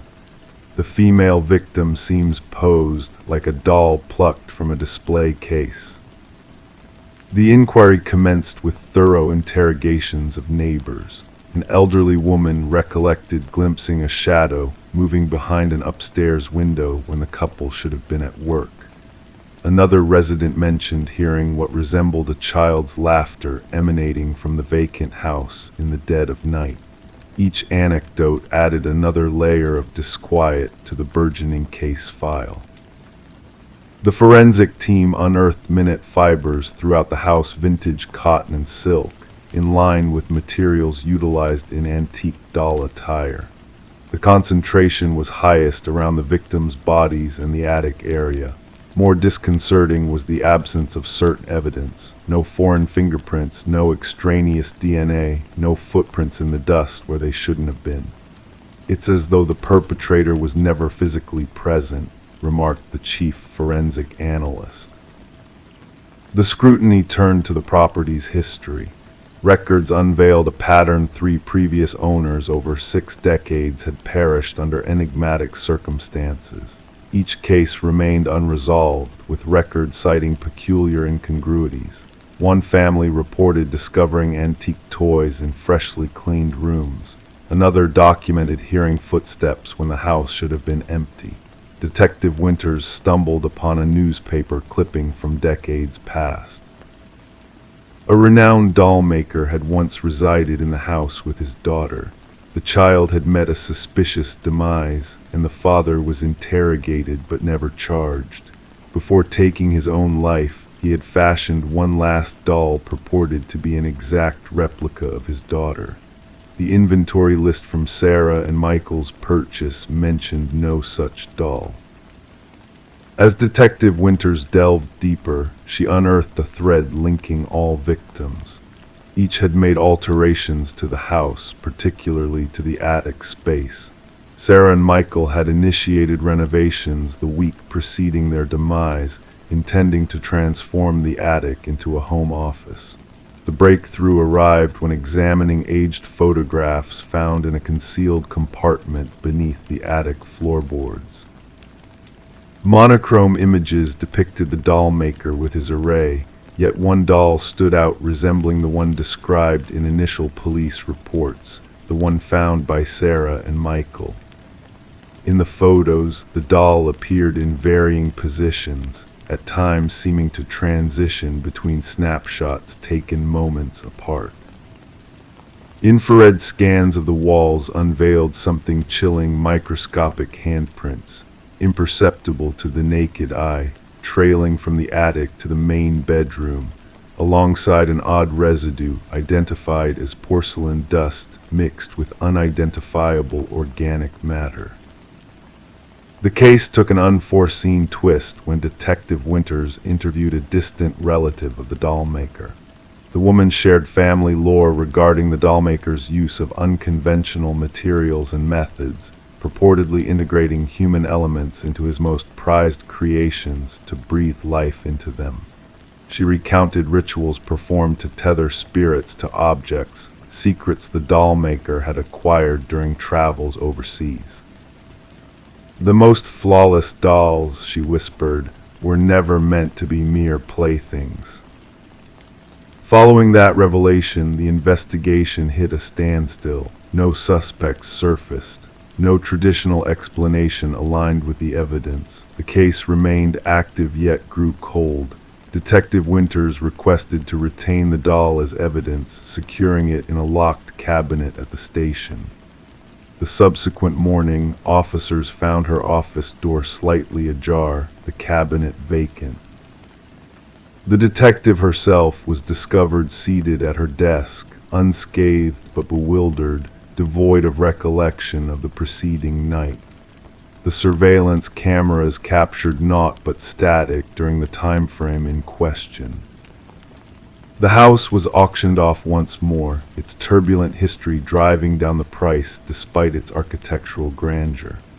The new proprietors discovered the attic bare save for a ragged blanket neatly folded in the corner. The doll was never found, and the deaths of Sarah and Michael joined the roster of unsolved cases occasionally whispered about in the precinct, some alleged catching a glimpse of it in evidence storage, though inventory checks failed to confirm its presence. Detective Winters retired prematurely, citing personal grounds. On her final day, she extracted a solitary item from her personal files, a photograph of the doll maker with his collection. She sealed it in an envelope marked "Never Open" and stowed it away. The new owners reported no disturbances, opting to leave the attic untouched. Yet on tranquil nights, neighbors would claim spotting a faint shadow moving behind the attic window and hearing what resembled the soft laughter of a child. Story 11: The Enigma at the Edge of the Woods.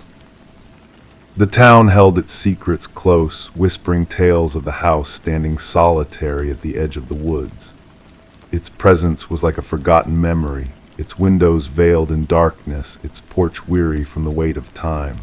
No one dared to claim ownership, and the origins of its construction faded into the mists of time. Yet when a group of wanderers strayed near, they beheld a peculiar site names carved into the weathered wood, etched deep as if forebodings etched by unseen hands. Among the list of names, obscure and worn, there gleamed one fresh and untouched, a name unfamiliar to all but one. As the group huddled in eerie silence, one of them breathed in a tremulous voice, "That name, it belongs to me." In the dead of night, a call pierced through the silence. Dispatch logged it as a routine trespassing incident. The voice on the line belonged to Mason Wright, the intrepid leader who had stumbled upon his own name etched into the forsaken abode. The responding officers anticipated a mere act of mischief, a prank among youths. What awaited them, however, defied all logic. Detective Sarah Keller arrived as shadows crept over the forest, her flashlight slicing through the enveloping darkness to reveal the time-worn facade. The names, 27 in total, cascaded down the eastern wall, some faded by time, barely discernible against the weary wood. Yet others remained sharp, as if freshly carved, with Mason Wright at the base, the cut still redolent of sawdust. "I've never set foot here before," Mason protested, his breath materializing in frosty puffs. "How could anyone know my name?"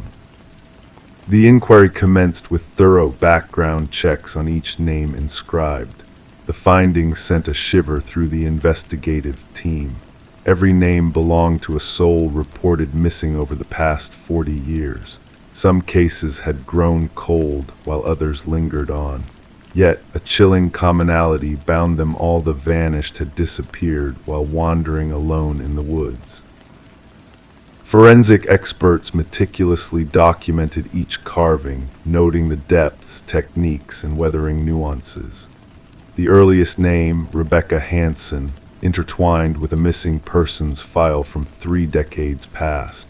The records recounted a young woman who ventured into the woods and never returned, leaving behind only a lone boot beside a babbling stream.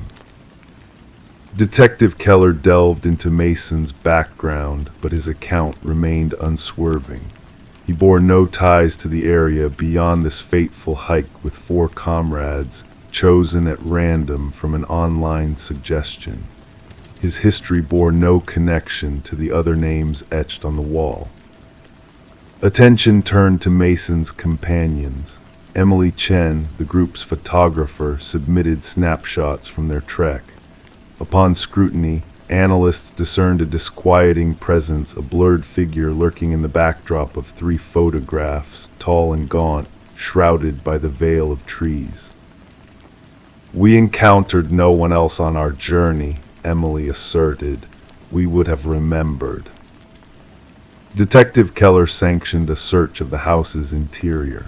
Within the desolate chambers swathed in dust, a ghastly revelation awaited. Personal effects of the missing hikers were meticulously arranged on wooden shelves in the basement. Watches, backpacks, cameras, wallets, each bearing the name of a lost soul from the exterior wall. Beneath the cold light of ultraviolet, aged bloodstains emerged on the concrete floor, testimonies of bygone attempts to erase the evidence of past horrors. As the investigation deepened, Mason Wright exhibited peculiar behavior, recounting eerie incidents, whispers in the night, footprints leading to his door but not away, phantom watchers from the shadows. Protective measures were enacted, yet Mason's paranoia spiraled. A breakthrough surfaced when archivists unearthed land deeds buried in county records, linking the house to a reclusive hunter named Victor Blackwood. Neighbors' encounters with the enigmatic figure painted a portrait of a man aloof in his solitude, a shadow amid the community. Blackwood's vanishing 15 years ago had evaded official scrutiny. With a warrant in hand, Detective Keller probed deeper into the encompassing forest.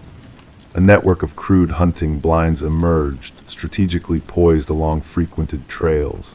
Amidst the shadows of one blind lay a journal, chronicling meticulous observations of hikers, their paths, and routines. The entries metamorphosed from hunting techniques for fauna to sinister methods for the collection of human prey, the final pages detailing the stalking of each victim, a macabre narrative etched in ink. The manhunt for Blackwood surged across jurisdictions, with aerial scans and ground searches yielding no trace. Mason Wright ceased all contact. His residence, devoid of life, harbored a cryptic message scrawled on the wall: "The hunter becomes the hunted." Weeks passed in fruitless pursuit of Mason. Yet a chilling revelation unfurled during a secondary sweep of Blackwood's abode. Concealed within a secret chamber, a workshop lay bare, housing tools of woodworking, jars of preservatives, and a freshly carved wooden piece bearing a new name, a name familiar to Detective Keller, the lead forensic examiner who had scrutinized the house. Under constant vigil, the house stood silent, a sentinel of shadows. Mason and the technician vanished without a trace, leaving behind a void of unanswered questions. As reports of similar vanishings surfaced in distant woods, the enigmatic names etched on the wall lingered as dark omens, a tale shrouded in silence. Story 12. Once upon a time there was a faint flicker, a subtle disturbance in the tranquility of the night, a glitch in the baby monitor's feed that caught the attention of a weary mother. At first she brushed it off as mere interference, a fleeting blip in the realm of technology. But then the crackling of audio pierced the silence, carrying with it a soft, eerie whisper that seemed to float from the shadows, gently urging, "SHHH, go back to sleep." In that moment, a chill ran down the mother's spine, her very essence frozen in place as her instincts screamed of danger lurking in the stillness. With a heart pounding like a drum in her chest, she raced to her son's room, the air thick with foreboding. But as she flung open the door, her worst fears materialized before her eyes. The crib stood empty, a void where her precious child should have slumbered peacefully. The window remained closed, the door steadfastly locked, leaving no visible trace of intrusion. The only anomaly in the room was a plush rabbit, discarded on the floor, its unyielding black eyes fixed upon her, a silent witness to the unknown. In the aftermath of that harrowing night, Rebecca's anguished screams echoed through the walls, tearing through the fabric of the night and drawing the attention of concerned neighbors. Emergency services were summoned, rushing to her aid, only to find her cradling the forsaken rabbit, lost in a world of torment, a mother's worst nightmare realized. As the investigation unfolded, cloaked in shadows of uncertainty, the truth remained elusive, slipping through the fingers of those who sought answers. The absence of young Samuel defied logic, leaving behind a void that no amount of searching could fill. Suspicion cast its dark shadow upon Rebecca, her every move scrutinized under the harsh light of doubt.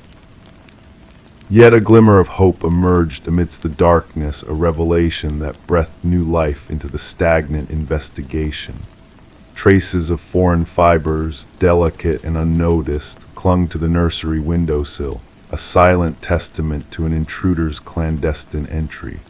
The threads told a story of skilled hands and calculated precision, hinting at a presence that moved unseen in the night. The focus shifted, unveiling a new suspect in the form of Daniel, the absent husband whose return only deepened the mystery. His hands bore the marks of hidden truths, betraying a past shrouded in secrets. An unsettling discovery unfolded as the pieces of the puzzle fell into place, painting a portrait of betrayal and deceit. With each revelation, the shadows lifted, revealing a web of lies carefully spun around a heartrending truth. The baby monitor, once a tool of comfort, now stood as a silent witness to treachery, its digital eyes capturing the sinister dance of fate that unfolded that fateful night. In a twist of fate, Samuel was found, cradled in the arms of a woman named Elaine, a ghost from the past seeking solace in stolen moments. The threads of connection stretched across time and space, weaving a tapestry of sorrow and loss that bound them all in an intricate dance of deception. As the trial ensued, the courtroom held its breath, suspended in the grip of a chilling revelation. The enhanced audio from the baby monitor echoed through the halls, revealing not just the whispered words that had shattered Rebecca's world, but a familiar cough, a damning echo of guilt that reverberated through the silence, sealing the fates of those entwined in the intricate web of deceit. In the aftermath of the trial, as the dust settled and wounds began to heal, Rebecca and Samuel embarked on a new journey, leaving behind the shadows of the past to forge a future bathed in light. The legacy of that fateful night lingered, a reminder of the fragility of trust and the resilience of the human spirit. And so the baby monitor stood silent, a sentinel of truth in a world veiled in shadows, its gaze unyielding, its secrets whispered only to those who dared to listen. In the stillness of the night, it bore witness to the mysteries that lay hidden in the heart of darkness, a beacon of light in a world consumed by shadows. Story 13. She never fancied venturing up there, but when the storm's fury led to a leak in the roof, she had no other option. The attic loomed with forgotten treasures, cloaked in layers of dust and intricate webs spun by unseen weavers. Nestled in the darkest recess sat an ancient dollhouse, exquisitely detailed, its minuscule furnishings arranged with meticulous care. Yet, as she gazed into its miniature world, a knot twisted in her stomach. The figures within were not mere dolls, they were tiny, intricately carved replicas of her own kin. Each figure positioned precisely as they sat in the rooms below, save for one. The figure meant to portray her stood by the attic's entrance. Rebecca Morgan traced her finger along the dollhouse's roof, feeling the imprint where the small wooden figure stood. A shiver ran through her that had nothing to do with the icy draft whispering through the rafters. The dollhouse had no place in this home.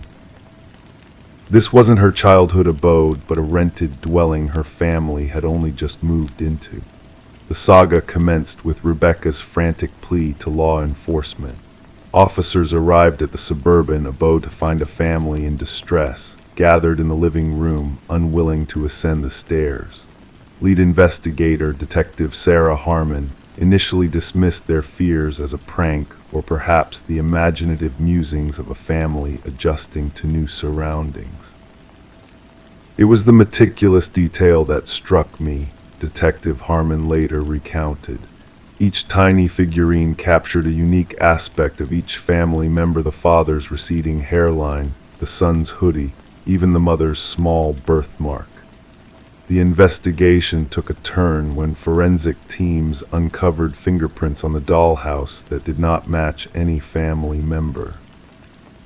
More chilling were the microscopic cameras hidden in the eyes of each miniature figure, all linked to a sophisticated recording system concealed beneath the dollhouse. Analysis of the Morgan family's movements revealed a disquieting pattern. The positions of the figures not only mirrored where the family had sat that evening, but replicated exact postures from various days, indicating someone had been observing them long enough to learn their routines. We realized this was no ordinary case of stalking, elucidated Detective Harmon. The perpetrator exhibited an obsession rarely seen in criminal psychology. The inquiry revealed a concealed basement entrance, camouflaged behind a false wall in the pantry. Inside, investigators uncovered a makeshift living space, signs of someone residing there before the Morgans' arrival. Discarded food wrappers, empty water bottles, and a sleeping bag hinted at the intruder's prolonged stay beneath the unsuspecting family. What confounded investigators most was the absence of forced entry. Records disclosed the dwelling had sat vacant for nearly a year before the Morgans took occupancy. The previous owners, an elderly couple, had both passed away in quick succession. Their son oversaw the estate sale and subsequent rental of the property. Neighbors offered scant insight during interviews. Most had noticed nothing amiss, though one elderly woman mentioned sporadic lights in the house during its vacancy. I assumed it was the real estate agents showing the house, she informed investigators. Never crossed my mind someone might be living there without permission. The breakthrough came via digital forensics. Examination of the surveillance system linked to the miniature cameras revealed data transmitted to an external server. The IP address led investigators to a modest apartment across town. Within, walls were adorned with photographs of the Morgan family and prior residents of the house. Journal entries meticulously chronicled the daily routines of each family member. The most unsettling find was a workshop filled with partially constructed dollhouses, each representing a distinct local residence. The apartment belonged to Martin Wells, son of the former owners. Financial records showed mounting debt following his parents' demise. Rather than selling the house outright, he fashioned a hidden abode, lingering there while collecting rent from unsuspecting tenants. The dollhouse was his command center, expounded the forensic psychologist on the case. Each figure symbolized someone he watched. Rebecca's figure by the attic door wasn't a threat, it was his acknowledgement of her discovery of his surveillance system. During interrogation, Wells remained eerily composed as he elucidated his motives. They were living in my house, sleeping in my parents' room. I needed to ensure they respected it. When questioned about the positioned figures, he simply stated, "I wanted them to know I was always watching." Psychological assessment unveiled a convoluted case of possessive delusion. Wells struggled to cope with losing his childhood home, constructing an intricate system to maintain dominance over it. The dollhouse became his means of possessing both the property and its inhabitants. The Morgan family never set foot in the house again. Rebecca later recounted that the most haunting moment wasn't finding the dollhouse, but understanding its implications. Someone had been observing us all this time, measuring our lives, turning us into mere playthings. The true terror wasn't the dollhouse itself, it was realizing that in his eyes, we were merely dolls to be positioned and observed. Wells faced multiple charges of stalking, invasion of privacy, illegal surveillance, and breaking and entering. The case prompted a reevaluation of real estate disclosure laws concerning deaths on properties and agents' responsibility to ensure homes are properly vacated before new residents move in. During sentencing, the judge remarked on the egregious violations suffered by the Morgan family. You didn't just intrude into their home, you invaded their sense of security and independence. You witnessed their most intimate moments and reenacted them for your amusement. What unsettles criminologists most about the case is how long Wells may have gone unnoticed had Rebecca not stumbled upon the dollhouse. Examination of his journals suggested he had covertly inhabited homes for nearly 2 years, moving from one property to another, crafting dollhouses of each family under observation. The Morgan family eventually settled in a distant locale, yet Rebecca confessed in her victim impact statement that she still checks closets and hidden spaces routinely. She rid their new abode of all dollhouses and miniatures. Some days I still sense eyes upon me, she shared. I wonder if somewhere someone is still manipulating a tiny version of me in a dollhouse I've yet to uncover. Story 14. She had decided to give the nursery a fresh coat of paint before the new baby's arrival. The walls, once a worn-out shade of blue, held secrets within their layers, stories waiting to be unveiled. As she carefully applied the first strokes of white paint, a hidden message began to emerge from beneath the surface, faint letters at first, then gradually becoming more distinct, forming a chilling warning. Don't let it hear you. Her heart skipped a beat as she took a step back, her eyes scanning the room. And there, on the freshly painted wall, were tiny handprints etched in the paint, positioned too high for any child to have reached. A sense of unease settled in as she realized the nursery held a mystery waiting to be unraveled. The Morgan residence became the center of attention as investigators delved into what would later be known as the Whispering House case. The young couple had purchased the Victorian-style home at a surprisingly low price, unaware of the dark history that lurked within its walls. The real estate agent had brushed off the property's past as minor cosmetic issues, conveniently omitting the shadows that haunted its rooms. Detective Sarah Klein arrived at the doorstep, her notebook at the ready. The woman who answered, her belly swollen with child, recounted the unsettling discovery of the hidden message and handprints. Dark circles framed her eyes, betraying her sleepless nights spent pondering the ominous warning. The detective listened intently as the woman shared how the previous owners had vanished overnight, leaving behind only whispers of their sudden departure.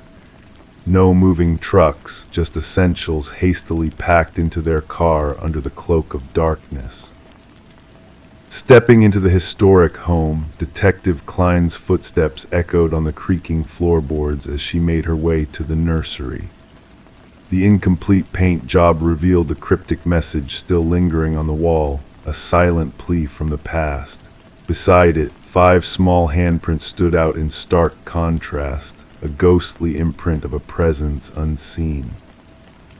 Back at the precinct, Detective Klein delved into the property's history, uncovering a trail of unsettling events.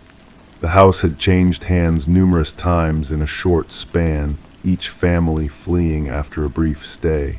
Child welfare reports hinted at whispers from unseen sources and shadows that danced in the night.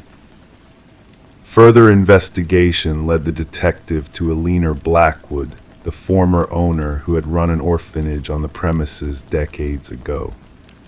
Rumors of missing children and a sealed room hidden behind the nursery wall painted a grim picture of the past. Interviews with former residents unveiled a pattern of eerie happenings, unexplained noises, misplaced toys, and eerie laughter drifting through empty corridors. But it was the recurring message found beneath layers of new paint that sent shivers down their spines, a warning echoing through time. A breakthrough came when ground-penetrating radar revealed anomalies beneath the basement floor, 5 distinct shapes, child-sized and foreboding.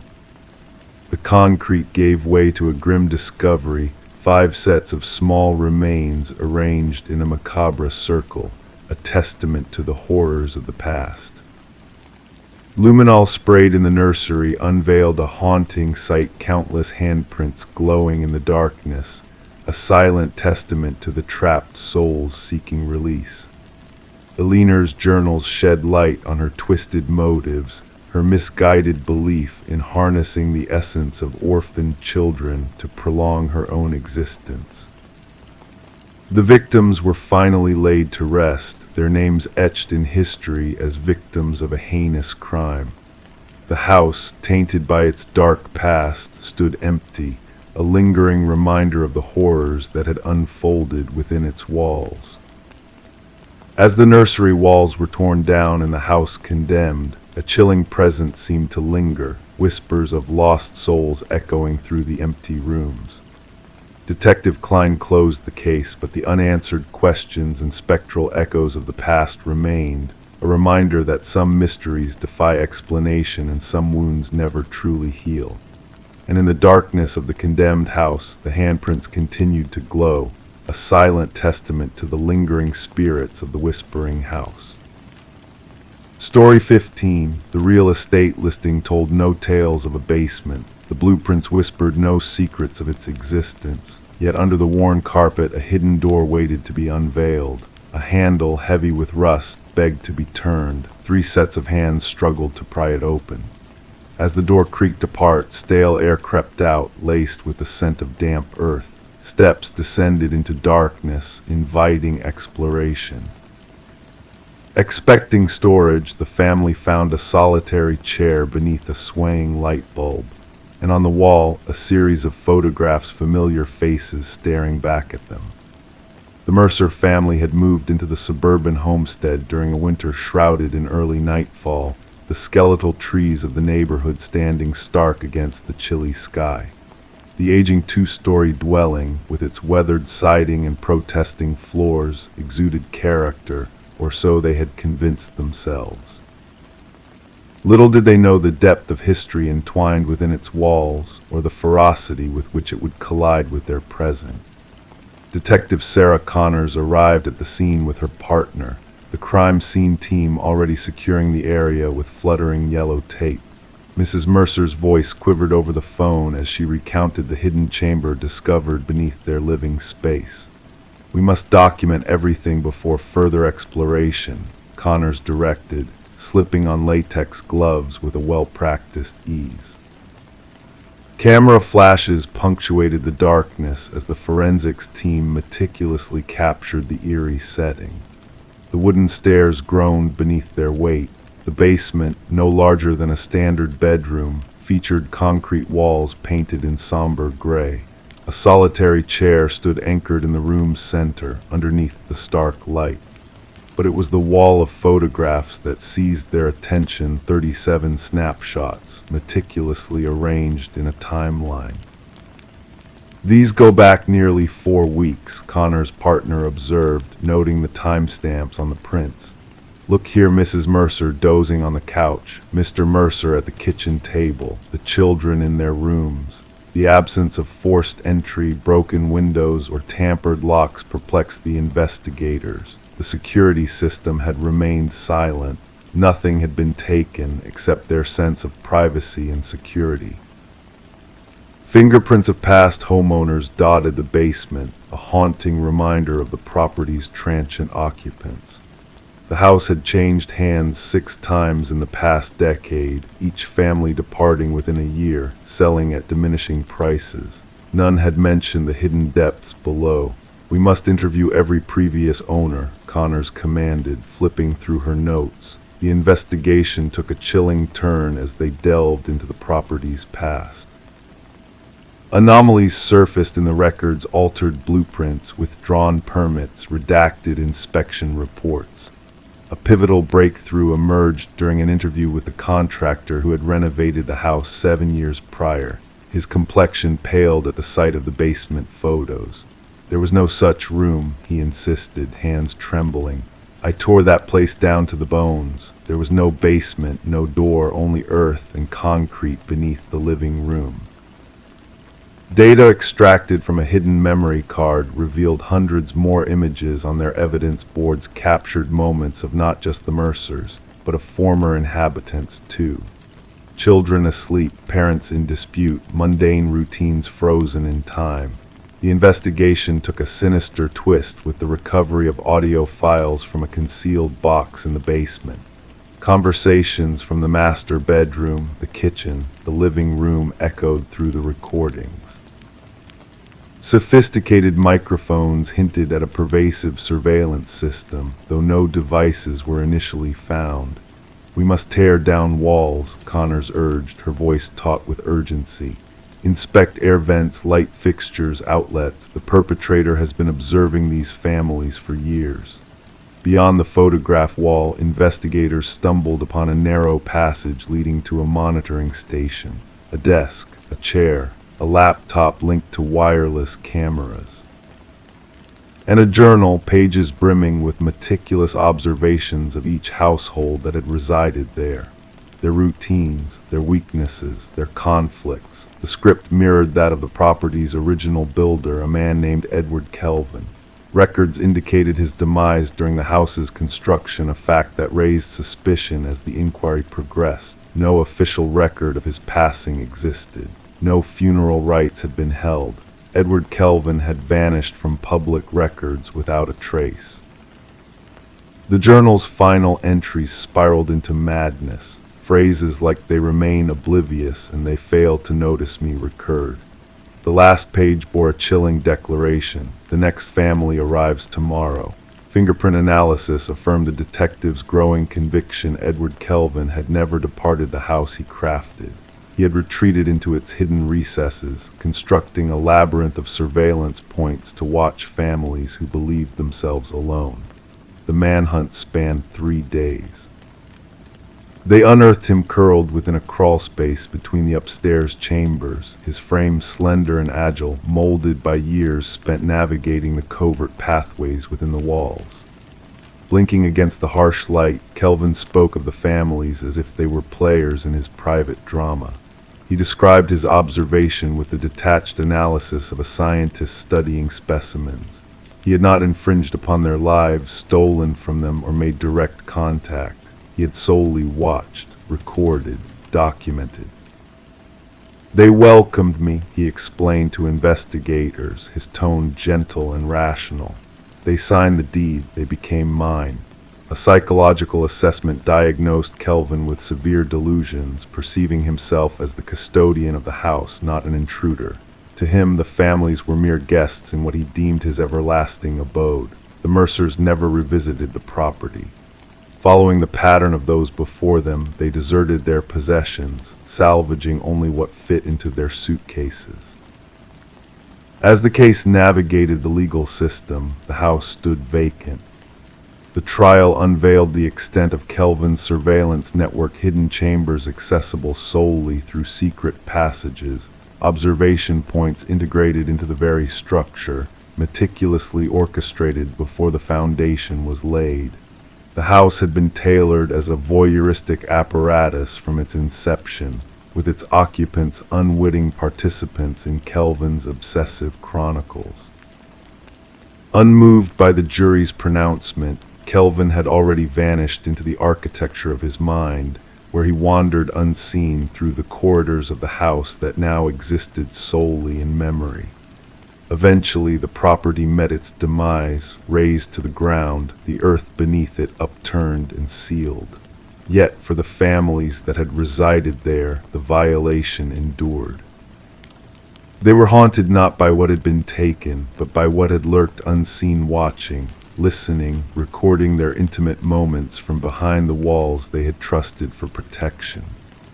In quiet hours, they cast wary glances at air vents, light fixtures, the junctures where walls met ceilings, wondering if they were truly solitary now, questioning if they had ever been truly alone. Story 16, the wooden plank shifted beneath her weight, a subtle movement that caught her attention in the quiet stillness of the house.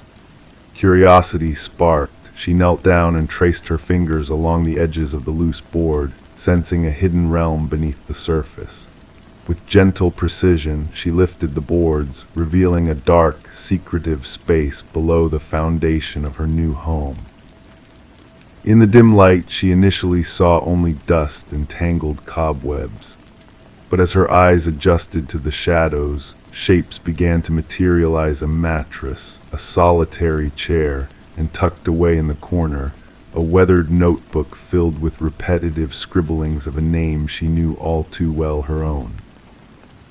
Detective Morgan Reed observed silently as Sarah Coleman peered into the abyss beneath the floorboards, a mixture of fear and unease reflected in her eyes. It wasn't just the discovery of a hidden chamber that unsettled Sarah. It was the violation of her sanctuary, the intrusion of a sinister presence into what was meant to be a fresh beginning. "Please refrain from touching anything further," Detective Reed's voice, calm yet commanding, broke the silence. She flicked on her flashlight, casting a beam that unveiled more secrets hidden in the dark recesses. The walls were adorned with photographs, surveillance images capturing Sarah's every move, from mundane daily activities to intimate moments with friends. A shrine of obsession crafted right beneath her unsuspecting feet. Sarah had acquired the quaint cottage from the estate of an elderly recluse named Walter Green, who had passed away without any known kin. The property had lain vacant for months before Sarah stumbled upon it, lured by promises of charm and minor renovations. No mention was made of the hidden chamber during inspections or sale. "I never met him, the previous owner," Sarah murmured softly. "The neighbors claimed he kept to himself. I was told the basement access had been sealed off long ago. That's what the inspection report stated." As crime scene investigators arrived, their presence marked by the thud of equipment against the wooden floors, they meticulously documented every detail, carefully retrieving the mattress, chair, and notebook from the concealed enclave. Forensic analysis later uncovered a myriad of fingerprints, all belonging to Walter Green, scattered throughout the hidden space. What disturbed investigators most was the timeline that emerged from their findings. Through utility records and dated photographs, it became evident that Walter had been fixated on Sarah for at least 3 years before his demise. He had shadowed her at community events, trailed her to the store, and even frequented the cafe where she occasionally worked. Yet Sarah had remained oblivious to his unwavering gaze. The intensity of this fixation often escalates, the department psychologist explained during a debriefing. The transition from fantasy to concrete planning is a dangerous progression. The hidden chamber suggests he was preparing for a more direct confrontation. Detective Reed's inquiry took an unexpected turn when she interviewed Walter's former colleague from the shopping center maintenance crew. The man shifted nervously, his fingers fidgeting with his wedding band as he spoke. "Walter mentioned her from time to time," he confessed hesitantly. "Said she reminded him of someone. I thought it was harmless infatuation. I never imagined." His voice trailed off, eyes fixed on his trembling hands. "Did he ever allude to any intentions involving her?" Reed probed further. "Not explicitly, but he had this phrase he repeated, something about belonging together. I assumed it was mere rambling." Securing a warrant, Reed delved into Walter's workplace locker, untouched since his passing. Inside, a key surfaced, unclaimed by any of Walter's locks at home. Tracing the serial number led them to a storage unit registered in his name. With a grating screech, the metal door rolled open to reveal a meticulously arranged replica of Sarah's former abode, her bed, desk, and even the familiar living room furnishings duplicated to eerie precision. A mannequin with a wig mirroring Sarah's hairstyle sat at the replica desk, an unsettling imitation. Most chilling of all was a calendar marked with a date just 1 week after Walter's sudden death from a heart attack. The encircled date bore a single word scrawled in red ink: together. Further investigation unveiled Walter's troubled past, marked by a youthful obsession with a teacher that led to his institutionalization for erotomania, a delusional belief in a reciprocated love that defied reality.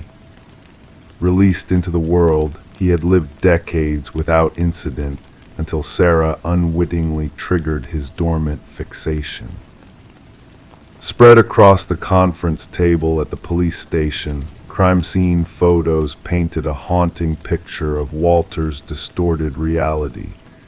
In his mind, he perished believing in a shared destiny, Detective Reed mused grimly. To him, they were fated to be one. Is it possible she encountered him unknowingly, something that sparked this fixation? A fellow detective inquired. Shaking her head slowly, Reed replied, "No tangible evidence of such an encounter exists. Sometimes these obsessions require but a fleeting gesture. A smile, a prolonged gaze triggers that holds sway over a fragile mind like his." Overwhelmed by the lingering shadows of fear, Sarah made the decision to part ways with the house, unable to shake the pervasive sense of unease that lingered within its walls. During the final walkthrough with her real estate agent, she stood in the center of the living room, arms wrapped protectively around herself. "I can't help but wonder, what if he hadn't passed away when he did?" Her voice was barely a whisper. "If I hadn't noticed that loose floorboard, how long would I have dwelled here, ignorant of his watchful eyes, unaware of the secrets concealed beneath my very feet?" With Walter's demise, the case was officially closed, classified as stalking with intent to abduct, though the abduction itself never transpired. The accumulating psychological evidence painted a chilling portrait of Walter's intentions to confine Sarah within the hidden confines of the chamber or storage unit. Sarah retreated from the shadows of her past, relocating far from the cottage, adopting new routines, and safeguarding her privacy with newfound vigilance. Detective Reed, a silent sentinel, occasionally checked in on her, a gesture of unspoken understanding of the perilous precipice upon which Sarah had teetered. The cottage passed into the possession of an oblivious young couple, ignorant of its dark history. The hidden chamber was sealed off, the floorboards replaced, erasing traces of the malevolent specter that once haunted its depths. Life carried on, but for those privy to the truth, the tale of the room beneath the floor served as a haunting admonition of the concealed dangers that lurk unseen, of monsters that fade into the darkness before facing justice, and of victims who narrowly evade their own irreversible fates. Story 17. The river flowed lazily that morning, its surface smooth as glass, reflecting the soft light of the sun. The fisherman, lost in his thoughts, nearly missed the sight of a lone suitcase bobbing near the shore. Initially dismissing it as a discard of old clothes, he felt a shiver run down his spine as he drew closer. A pungent odor enveloped him, thick and suffocating, unmistakable in its nature. The suitcase was entwined in chains, its metal edges stained with rust from exposure to the elements. When the authorities pried it open, it revealed not garments but a haunting sight: hair tangled, fingers frozen in a chilling grip, and at the bottom, a cryptic note that sent a shiver down their spines: "This isn't the first." Detective Sarah Mercer arrived at the somber scene, her handkerchief pressed firmly against her nose as she surveyed the grim tableau before her. The victim, a woman in her mid-30s named Catherine Walsh, lay there, her dark hair and pale skin now marred by the water's touch. The medical examiner worked diligently, cataloging every detail meticulously before the body was taken away. What struck Mercer the most was not the manner of disposal, but the eerie meticulousness with which the victim had been prepared: manicured nails, freshly styled hair, dressed in expensive attire. "She wasn't killed here," Mercer remarked quietly, observing the water gently caressing the muddy shoreline. "She was arranged, presented." Catherine Walsh, a successful real estate agent known for her high-profile deals, was found to have lived a life of solitude in an upscale neighborhood, divorced with no children. Her colleagues spoke of her as ambitious, detail-oriented, and fiercely private. Her disappearance had raised alarms when she failed to show up for a crucial showing with affluent clients, a potentially lucrative deal hanging in the balance. As investigators delved into Walsh's meticulously kept modernist home, they found everything in immaculate order, almost unnaturally pristine. Designer furniture meticulously arranged, surfaces devoid of even a speck of dust. The fridge stocked with neatly labeled meals, the closet housing clothes organized by color, and shoes carefully stored. It was in her home office that a crack in the facade appeared, a slightly open drawer revealing a leather-bound journal. The final entry sent a chill down Mercer's spine. "He's watching again. Same car, different plates." Further examination of Walsh's digital footprint unveiled a pattern of unsettling messages from unknown sources, all containing the ominous phrase, "I see your perfection," sent at precise times on various days. Her online searches hinted at a growing unease, with queries about home security systems and self-defense tools peppering her browsing history. Mercer pieced together these fragments of information, drawing connections between the meticulous care taken with the victims and the cryptic messages. "Our perpetrator is methodical," she confided in her partner. "This is not a crime of passion, but a carefully orchestrated ritual." A breakthrough emerged from an unexpected source, a local pawn shop owner recognizing Walsh's distinctive emerald necklace among the pawned items. The culprit was identified as Michael Linden, an unassuming maintenance worker with a penchant for blending into the background. Surveillance footage revealed his repeated visits to Walsh's building, sometimes with his maintenance cart, other times without, always during her absence. Upon searching Linden's modest abode, investigators were met with a chilling sight: the walls adorned with surreptitiously taken photos of Walsh and other women, all sharing a similar appearance. Some images were marked with red crosses. Behind a concealed panel in his closet lay a shrine, each victim's possessions laid out meticulously: a lock of hair, stained tissues, keys, receipts accompanied by detailed notes on their habits and preferences. The interrogation room turned frigid as Linden was confronted with the evidence, his demeanor unyielding and devoid of remorse. "They were flawed," he finally intoned, his voice devoid of emotion. "They portrayed perfection, but I saw through their facade." Catherine's desk drawer was always in disarray. Her lipstick application was never flawless. Her perfection was a facade.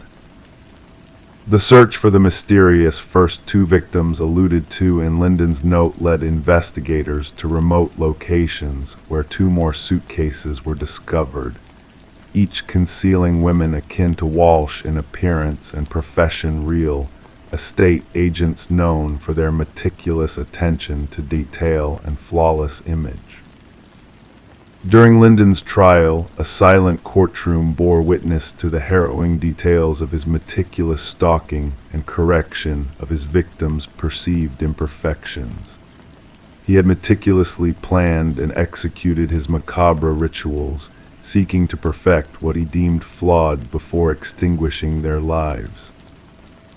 As the judge pronounced a sentence of life without parole, the families of the victims stood in silent vigil, grappling with the unfathomable darkness that had touched their lives.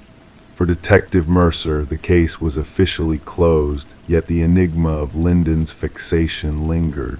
What inner imperfection had he sought to erase through his gruesome acts? What hidden demons had driven him to such meticulous extremes? The river continued its unhurried voyage downstream, carrying away all traces of the macabre events that had unfolded along its banks. But in the quiet confines of the precinct, on Mercer's desk, lay copies of those chilling notebooks, a stark reminder that behind the facade of normalcy, beneath the veneer of perfection, lurked shadows that could consume even the most unsuspecting souls. And in the stillness of the night, one couldn't help but wonder what other secrets lay hidden in the hearts of those around us, waiting to be unveiled in the most chilling of ways. Story 18, the old house had been abandoned, its history shrouded in whispers among the neighbors. For years it stood silent, untouched by human hands since the young woman's disappearance. When the new residents crossed the threshold, they were met with a sense of eerie stillness. The bedroom, sealed shut, finally gave way to their persistence. Inside, the air hung heavy with neglect, carrying the weight of forgotten memories. Yet amidst the dust and shadows, a peculiar orderliness lingered. The bed was neatly made, the mirror devoid of smudges. A lone candle stood as a sentinel on the desk, its essence now reduced to a mere puddle of hardened wax, a silent witness to the passage of time. Amid this scene frozen in time, a notebook lay open, its pages whispering secrets in ink fresh as the night she vanished. Detective Morgan delved into its contents while forensic experts combed the room for elusive traces. Elise Winters, a name etched in ink, her story unfolded in meticulous script, each word a breadcrumb leading to the truth. Her last entry, a haunting echo from the past, bore a chilling message. I know he's watching me tonight. The car circles like a vulture, unseen eyes tracking my every move. If fate intervenes, remember it was no chance encounter. The detective closed the notebook, a silent witness to a life interrupted, now preserved in ink and paper. The room held its secrets close, a silent witness to a tale left untold. The landlord lingered in the doorway, his demeanor a mask of disbelief. We checked every corner before offering it up for habitation, he murmured, a ghost of uncertainty clouding his features. The enigma of the locked door deepened, a mystery within a mystery. Elise's life, once a tapestry of routine and diligence, now unfurled in shades of gray. Her work at Harriman and Associates, a facade of professionalism masking hidden truths, unfurled before the investigators. A puzzle pieced together bit by bit, revealing a woman caught in the web of deceit, her discoveries a threat to those who thrived in the shadows. The room bore witness to a story untold, its walls echoing with the silence of the missing. No signs of struggle marred its stillness, no blood stained its surface. A tableau frozen in time, a snapshot of a life interrupted. The unscented candle, a silent sentinel, whispered of secrets long kept hidden. Forensic scrutiny unearthed a hidden trove, a key, a flash drive, gateways to a labyrinth of revelations. The digital whispers of altered truths, a web of deceit spun by unseen hands. Elise's voice, a beacon in the darkness, echoed through the recordings, a testament to a truth long buried. As the investigation unfolded, shadows danced on the periphery, hinting at a darkness unseen. Harriman's web of lies unraveled, threads leading to a hidden chamber of secrets. The key to Elise's fate lay in the shadows, waiting to be uncovered. In a courtroom hushed with anticipation, justice unfurled its wings. Elise's voice, a spectral presence, echoed through the halls of power, a whisper of truth guiding the scales of justice.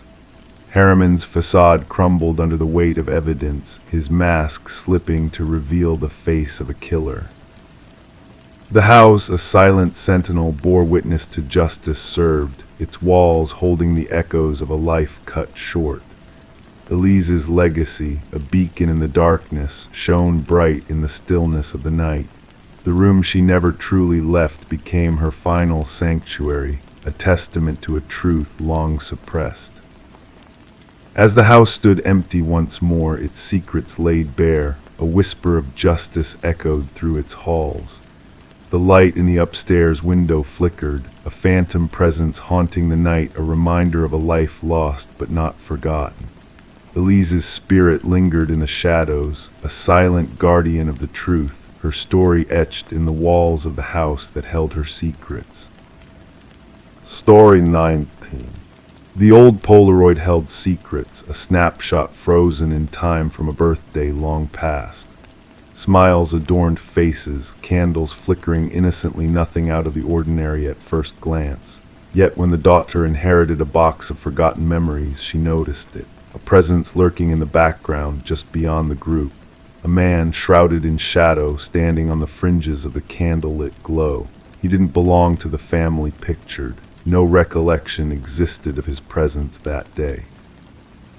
But with each photo, he drew nearer. Sarah Winters unearthed the collection while sifting through her late mother's attic post-funeral. Among the dusty relics, a nondescript cardboard box labeled Memories revealed a glimpse into the past through faded photographs of family gatherings.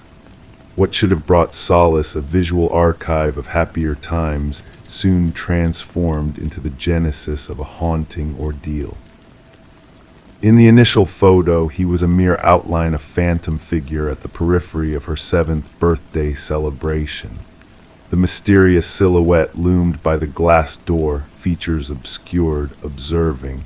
In the subsequent snapshot, taken moments later, he had advanced indoors. By the 3rd picture, he lingered behind her uncle.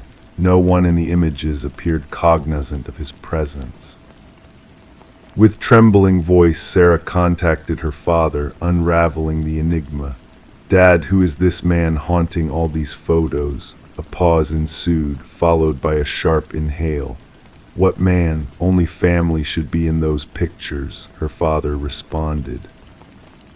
Digital versions of the Polaroids were dispatched to her father, prompting an immediate call back. His voice quivered as he declared, "This can't be real. A stranger would have been noticed." Detective Marcus Reed attentively absorbed Sarah's account as she spread the photos across his precinct desk. Raindrops tapped against the panes, casting dancing shadows over the evidence. The seasoned detective examined each photo methodically, his gaze narrowing. "No one recognized this individual?" he inquired, a hint of intrigue in his composed tone. "None," Sarah affirmed, but observed the progression. She arranged the photos in chronological order. Leaning in, the detective observed as a perplexing pattern emerged. The elusive figure traversed the gathering purposefully, advancing through each photo, inching closer to the unsuspecting children.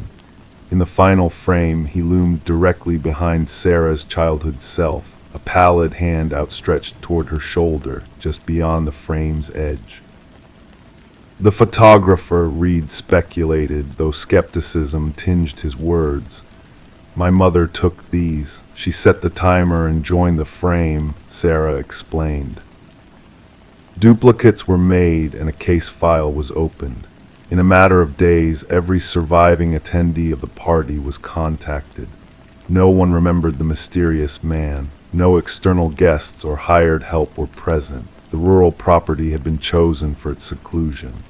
Facial recognition software proved futile. The enigmatic figure remained strategically concealed, as if cognizant of the camera's lens. Yet his posture exuded a calculated intent, a deliberate presence. The investigation might have floundered if not for Sarah's discovery of more photos from other family albums. Distinct gatherings, varied years, the same shadowy figure lingering in the background, perpetually unnoticed in the moment. A tech expert enhanced the images, unveiling obscure details under harsh digital scrutiny. a scar on the wrist, a unique ring, a partial reflection in a window revealing facial features previously obscured by shadow. A breakthrough emerged through dental records. The teeth visible in one enhanced image matched those of Robert Keller, a maintenance worker who had vanished after being linked to 3 unsolved child abductions spanning the region. Cold cases from decades past, cases that coincided with the dates of the documented gatherings. Keller had been employed by the cleaning company at the vacation property where Sarah's birthday had been held. Possessing master keys to numerous rental properties in the vicinity sites where families congregated and children vanished. Excavation beneath Keller's former residence unearthed chilling evidence. Items buried beneath the concrete, a hair clip akin to that of a missing girl, a toy car belonging to a vanished boy from a family reunion, a bracelet Sarah recognized as her own, presumed lost in her youth. Alone in her apartment, enveloped by the unsettling revelations within the photographs, Sarah received a call from the detective. They had identified remains near one of the vacation properties. DNA confirmed the identity, a child long missing. Gazing at the final birthday photo, the warmth of the candles illuminating the frozen joy of her family, Sarah saw it. The figure veiled in shadow yet palpably present behind her younger self, observing, patient, calculating, invisible to all in that moment of bliss. The unveiling of the truth bridged unsolved mysteries across decades. Families found closure, though not the answers they had hoped for. The shadow in the family photos had been exposed to the light of justice, his silent presence finally acknowledged after years of clandestine existence. Gathering the photos, Sarah returned them to the box. They were no longer mere memories, but tangible proof. A testament that sometimes the gravest threats are those captured on film, unseen by the naked eye, phantom figures gliding through celebrations undetected, leaving only faint traces of their passage through frozen fragments of time. Story 20: The Enigmatic Victorian. She crossed the threshold, the dust dancing in the still air around her. The abandoned Victorian stood frozen in time, its walls shedding memories, its furniture veiled in white sheets. Each step she took felt like a journey into a forgotten moment, except for one peculiar detail. The doors, oh the doors, every twist of a handle, every passage through, always led her back to the same room. The parlor with its ghostly quiet and haunting stillness. No matter her path, no matter her intent, she found herself trapped in this perpetual loop.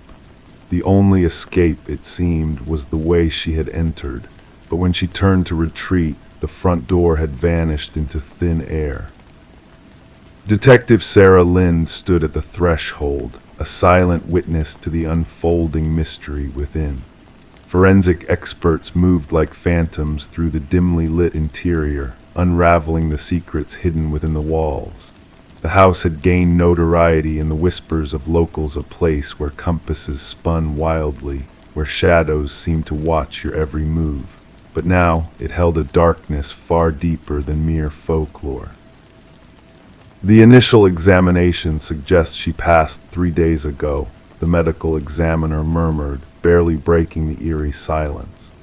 Asphyxiation appears to be the cause of death. Morgan Pierce, found seated in an antique chair in the parlor, her gaze fixed towards the entrance as though awaiting a visitor. Serene expression, hands clasped with a delicate grace. No signs of struggle, no marks of resistance. The scene exuded a chilling tranquility that even seasoned investigators found unnerving. "Who discovered the body?" Lind inquired, her voice a mere whisper in the solemn space. "A real estate agent showing the property," her partner replied. "They stumbled upon her, seated there like a ghost from the past." The Victorian had remained untouched since the passing of its previous owner, a leaner Blackwood, nearly half a decade ago. Legal battles had left the house abandoned, unwanted, unsold, fading from memory save for the occasional vandal or thrill seeker. Morgan Pierce, a young scholar of 26, delved into the mysteries of architectural anomalies for her thesis. Known for her meticulous nature, her drive for knowledge, her fascination with spaces that defied conventional logic. The abandoned Victorian, with its reputation for disorienting all who entered, must have beckoned her like a siren's call. Her roommate reported her missing 2 days prior, Lind noted, scanning through her notes. Morgan spoke of visiting the house where wanderers vanish for her research. Investigations unveiled Morgan's repeated visits to the house in the weeks leading to her demise. Her journal entries chronicled bizarre echoes, sudden chills, and doors that led to ever-shifting chambers. In her final musings, she spoke of bringing specialized tools to capture what she termed spatial enigmas. Yet those tools remain nowhere to be found. The autopsy unveiled an unexpected detail, a trace of a rare alkaloid in Morgan's system, derived from a plant used in ancient rituals. The substance known to induce disorientation and vivid visions, yet not in quantities lethal. She was no casual user, her partner affirmed during questioning. Morgan was steadfast in her methods. She wouldn't have jeopardized her senses willingly. Digital traces on Morgan's phone unveiled glimpses of deleted conversations, dialogues with a kindred spirit, a soul who shared her fascination with the enigmatic house, someone who claimed to fathom its enigmas. Their exchanges grew intimate, cryptic, echoing whispers of hidden truths and forgotten pasts. The house retains its memories, one message whispered. It yearns for someone to unveil its mysteries. The trail led Lynn to Adam Reeves, an architectural historian entwined in Morgan's inquiries. His mastery of rare spatial anomalies had drawn her attention, their professional rapport blossoming into something deeper. Reeves, when questioned, bore the weight of her loss with genuine sorrow. "The house is infamous," he confessed. "Its architect wove illusions and distortions into every corner. It was crafted to bewilder and beguile." Morgan sensed a deeper truth within beyond mere optical tricks. Yet Reeves possessed an alibi for the time of Morgan's passing, a lecture documented miles away at a university symposium. The breakthrough emerged from an unexpected source, the grandson of a leaner Blackwood, now residing overseas. Contacted by investigators, he unfurled a family secret veiled for generations. "My grandmother wasn't the sole Blackwood to succumb in that house," he disclosed. "Others met their fate, always found in the parlor, ever at peace. The family dubbed it the claiming." He shared journals spanning decades, narrating deaths veiled as natural causes, heart failure, strokes. A pattern emerged: those who lingered within the house succumbed to what the family cryptically termed the influence. A fresh sweep of the property unearthed a concealed chamber behind the parlor hearth. Amidst the dust, investigators unearthed Morgan's missing gear and a revelation beyond reckoning. An alcove cradling relics from diverse cultures, aligned in a meticulous formation. At its heart rested a weathered figurine, its features smoothed by reverent touch across eras. Analysis identified the figure as a deity of liminal spaces, gateways between realms. Traces on the artifacts echoed the alkaloid discovered in Morgan's body. The case twisted anew as dust patterns hinted at an unseen presence during Morgan's passing. Partial prints, alien to Morgan or known visitors, clung to doorknobs throughout the house. 3 weeks into the probe, Adam Reeves was discovered in his dwelling, mirroring Morgan's repose, the same alkaloid lacing his veins. Clutched within his grip, a key unmatching any lock within his abode, yet seamlessly fitting the hidden chamber within the Victorian.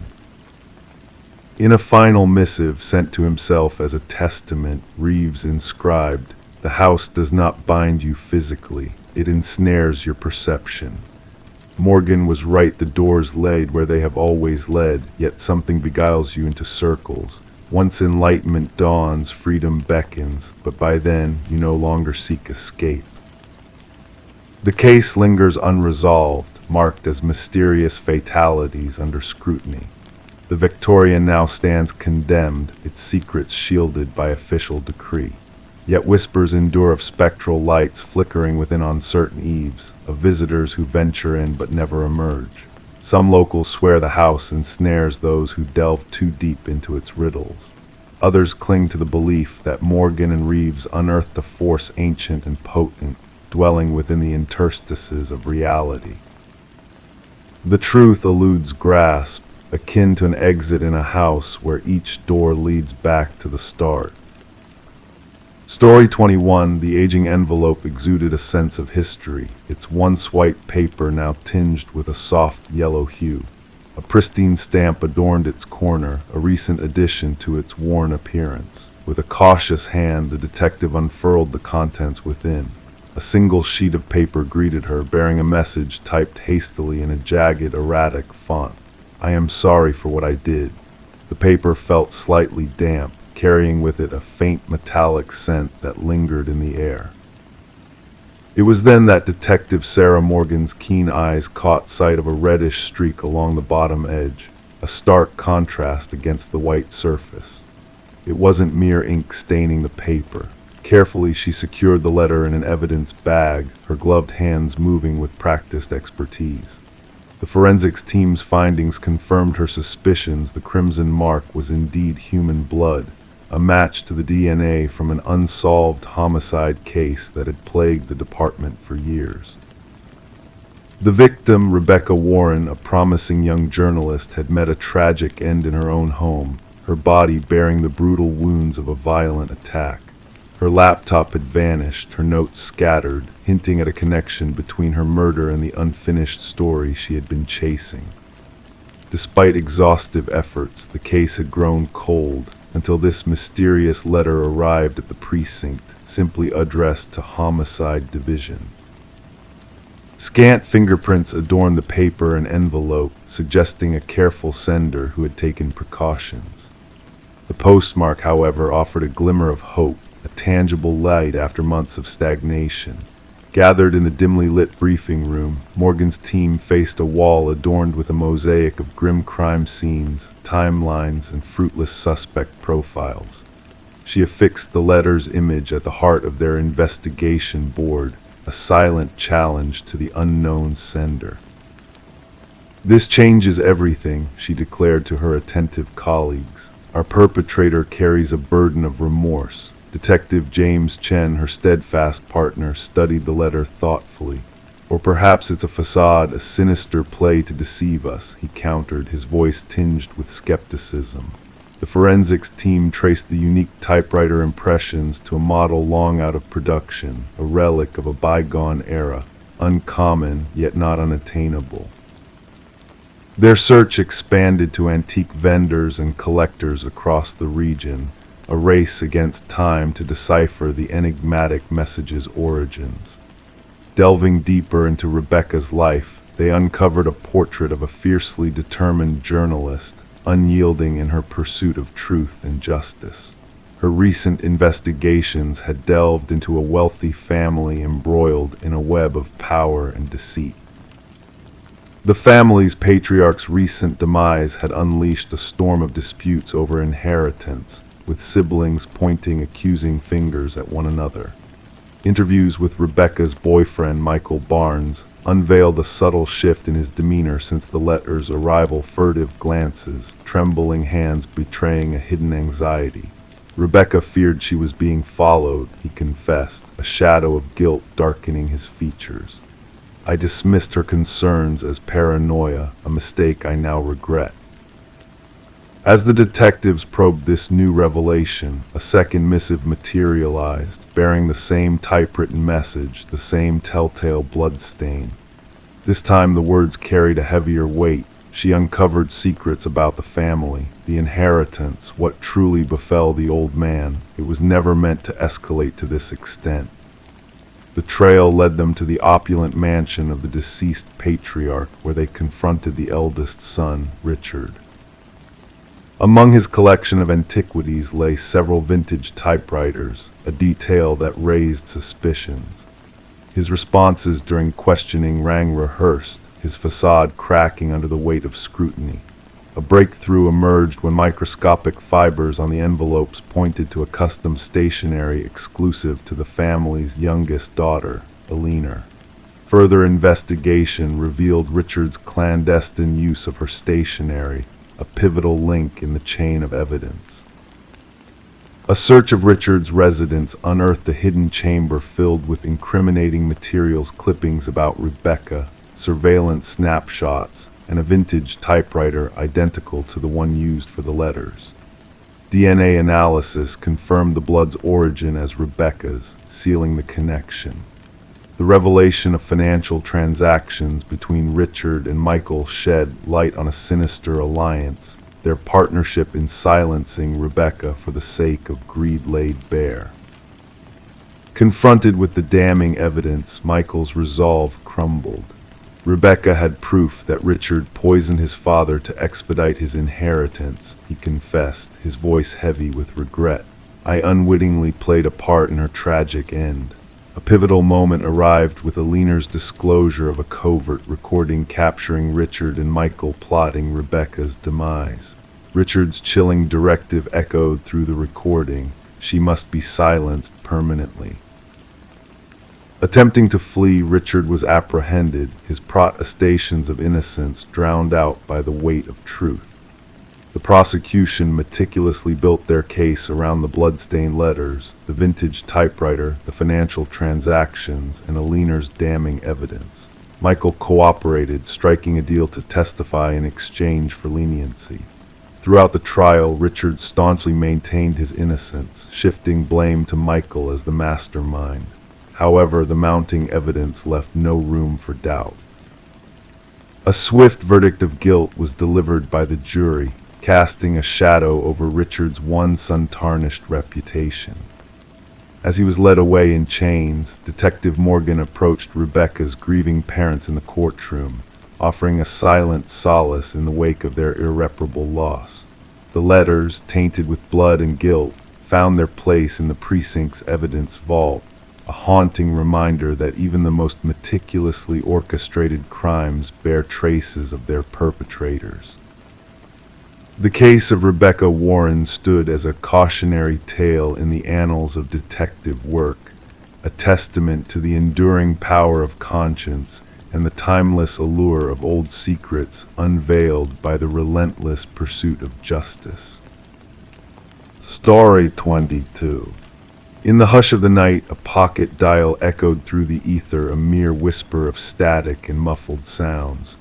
The operator, bathed in the soft glow of monitors, almost dismissed it as a glitch until a voice, faint yet urgent, sliced through the void. A woman's voice, tinged with fear and desperation, murmured, "He's here." And then silence enveloped the line like a shroud. The number traced back to an empty house, a lonely sentinel shrouded in shadows, its windows staring blankly into the darkness. Abandoned for years, it held secrets in its decrepit walls. There were no signs of forced entry, no hints of disturbance. Yet in the forgotten kitchen, amidst the layers of dust, a phone rested on the counter, its screen casting an eerie light. A call had been made just moments before. Detective Morgan Reed, her gaze fixed on the enigmatic device, pressed the playback button repeatedly, as if seeking answers in the ethereal whispers that lingered in the air. The voice that haunted her, laden with anguish and impossibility, refused to be silenced. The property, once belonging to the Sullivan family, stood as a relic of a past scarred by tragedy, a house scarred by fire, a family torn asunder. The caretaker, a solitary figure in the desolate landscape, attested that no one had trespassed within those forsaken walls for years. "Background check on the number," Morgan inquired of her partner, Detective Walsh. The reply came like a whisper of the wind, revealing that the number belonged to Catherine Sullivan, the daughter of the house's former occupants, now a specter of the past, lost to the hands of time. The puzzle of the dead woman's phone ringing from the abandoned house confounded logic, a riddle woven with threads of the inexplicable. The forensic team's meticulous search yielded no fingerprints, no traces of intrusion. It was as if the phone had materialized out of thin air, leaving behind only questions in its wake. The recording, a mere 11 seconds of static, of breath, of 5 cryptic words, became the focal point of their inquiry. Voice analysis whispered of a spectral echo, a ghostly resonance, Catherine Sullivan's voice, a specter from beyond, reaching out from the shadows of the past with 98% certainty. Morgan and Walsh delved into the tapestry of Catherine's life, unraveling threads of memory and sorrow. Her father, now a stranger in his own home, bore the weight of a past he could not erase. Her mother, a figure of solitude, crumbled at the sound of her daughter's voice, a haunting melody from the grave. Mark Jennings, the specter of Catherine's past, loomed in the shadows of suspicion. An alibi woven from threads of hospital shifts and watchful eyes did little to dispel the shadow of doubt that clung to him like a shroud. The empty house whispered secrets that even time had forgotten. The stagnant waters of the investigation stirred when Catherine's mother, a ghostly figure of grief, unearthed a relic from the past, a journal, a testament to a life cut short, to a love twisted into shadows. The journal spoke of love turned to ashes, of fear etched in ink, of a soul adrift in a sea of darkness.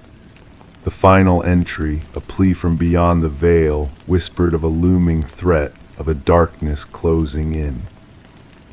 Morgan's gaze bore into Mark, his facade crumbling under the weight of accusation. The journal, a damning testament to his sins, cast a pall over his protestations of innocence. The shadows of the past cast a long shadow, revealing truths long buried in the depths of the earth. As the investigation unraveled the tapestry of lies, a buried secret emerged from the depths of the earth, a phone, a relic of a life extinguished too soon, a voice silenced by the hands of fate. Forensic analysis whispered of a tale of deceit, of manipulation, of a web spun from lies and deception. The truth, a shard of light in a sea of darkness, illuminated the path to justice. Mark's lair, a shrine to his sins, bore witness to the depths of his depravity, to the darkness that lurked within his soul. The echoes of Catherine's voice, twisted and warped, reverberated through the empty halls, a ghostly reminder of a life stolen. The wheels of justice turned inexorably as the truth emerged from the shadows, a beacon of hope in a sea of despair. The jury's verdict, a thunderclap in the stillness of the courtroom, echoed the final chapter of a tale of sorrow and redemption. Catherine's story, a whisper in the night, a ghostly echo of a life extinguished too soon, lingered in the air like a haunting melody. The phone, now a relic of a bygone era, stood as a silent witness to the truth that lingered in the shadows, waiting to be heard. Story 23. The motel was a bargain, outdated, a transient stop for weary travelers seeking respite for just a night. The receptionist handed her the key with a peculiar glance. "Just avoid the last door on the left," he murmured cryptically. Intrigue tugged at her curiosity. That evening, as she navigated the dimly illuminated corridor, she halted in front of it. The doorknob felt icy to the touch. The door appeared unremarkable until she pressed her ear against it. From the other side, a mysterious breath whispered, Detective Morgan Reed wiped away drowsiness as she slipped under the yellow tape marking the crime scene entrance. The scent hit her first metallic and acrid, a familiar smell. Blood had seeped into the worn carpet, blending with its murky design, almost turning it black. The room was a contradiction: pristine bathroom, undisturbed bed, and the stark horror between them. A young woman lay lifeless on the floor, her golden hair splayed like a halo. Her vacant eyes stared upwards, frozen in a moment of shock or dread. Reed knelt beside the victim, careful not to disturb the evidence markers scattered around. Third one this season, the forensic expert remarked, his tone devoid of emotion as he documented the scene. Same modus operandi as the previous cases. Reed nodded in silent acknowledgement. The victim was elegantly dressed, out of place in this forgotten motel. A designer purse sat open on the nightstand, its contents untouched. This wasn't a crime of theft. Another motive lurked behind this tragedy. The motel manager lingered anxiously at the threshold, his complexion pallid. She checked in alone, paid in cash, I never imagined. His voice faltered. The maid discovered her during the cleaning. Reed surveyed the room once more. No signs of forced entry, no defensive wounds on the victim. She had either willingly let her assailant in or was already acquainted with them. Back at the precinct, Reed pinned up photos on the board. 3 women, all sharing similar features, all found in budget motels off the beaten path. The media began asking questions. Rumors of a serial predator circulated through the town. The autopsy report is ready, Detective Hayes announced, dropping a file on Reed's desk. Cause of death, manual strangulation, no DNA under the victim's nails, no indication of sexual assault. Reed furrowed her brow. This is personal, not just a random act. Days blended together as the investigation intensified. Surveillance footage from the motel revealed nothing unusual. The victim, identified as Elaine Werner, was a meticulous financial analyst with no known enemies. Her acquaintances described her as cautious, precise. Staying at such a place seemed out of character for her. A breakthrough came during Reed's conversation with Werner's sister. She mentioned a man she was involved with. The sister divulged, her hands trembling around her coffee mug. Someone from her workplace. She was secretive about him, said he was complicated. Married, I believe. Reed leaned in. Did she mention a name? She only called him C, that's all she disclosed. The focus shifted to Werner's workplace. Colleagues described her as professional and private. None were aware of any personal relationship. However, when Reed searched Werner's desk, she discovered a business card tucked within a desk calendar. Charles Emerson, Senior Vice President. Emerson appeared composed and cooperative when questioned, concerned, helpful, maintaining a professional distance. His alibi seemed airtight, dining with his spouse and another couple, yet something in his gaze unsettled Reed. Did you have a personal connection with Elaine Werner outside of work? Reed inquired casually. A flicker of unease crossed Emerson's face, fleeting enough to go unnoticed by most. Strictly professional. Later that week, partial fingerprints from Werner's handbag were matched to Emerson through forensics. When confronted, his demeanor crumbled. We were involved, he confessed, but I ended it. She threatened to expose me to my wife. Was that enough reason to kill her? Reed pressed. Emerson's expression hardened. I never set foot in that motel. However, the motel records painted a different picture. A credit card transaction for the adjacent room paid with a corporate card linked to Emerson's company. Upon searching that room, a hidden camera was discovered in the shared wall vent. The evidence against him piled up. Fibers from Emerson's distinctive suit matched those found on Werner's body. His DNA was found on a water glass in her room. Examination of his home computer unveiled similar recordings of the 2 previous victims. The pattern emerged. Emerson targeted women resembling his wife in her youth. He lured them to specific motels, always selecting the room next to the last door on the left, a room prepped with surveillance equipment. After recording their encounters, he returned to erase the evidence, the women themselves. In the interrogation room, Emerson's stoicism finally cracked. "They were a threat to everything," he whispered. "My reputation, my marriage, my life." The trial was swift but sensational. 3 families witnessed justice being served in the sterile courtroom. Emerson displayed no remorse, maintaining the same blank facade that had served him in the corporate realm. The judge sentenced him to life imprisonment without parole. As officers escorted him away, Reed caught his gaze. For a fleeting moment, she glimpsed a void behind his mask, not humanity, but its absence. A hollow space where empathy should have resided. The media dubbed it the last door on the left case. Psychologists delved into Emerson's psyche. True crime enthusiasts analyzed every detail. Yet for Reed, the case never truly concluded. Sometimes, strolling down hotel corridors, she found herself counting doors, pondering the secrets they harbored within. In the evidence vault secured from public view, 3 identical motel keys remain tagged and logged, physical emblems that some doors once opened can never be shut again. Story 24. The age department held its secrets, pipes that groaned, floorboards that whispered tales of the past. The new tenant, however, sensed a difference in the familiar sounds. The footsteps above were too deliberate, too purposeful for a building devoid of life above her. Night after night, the steady rhythm echoed through the ceiling, a haunting lullaby in the darkness. Sarah Coleman, the tenant, chose to keep the mysterious footsteps to herself, attributing them to the settling of the old structure, or perhaps a curious creature seeking refuge in the attic.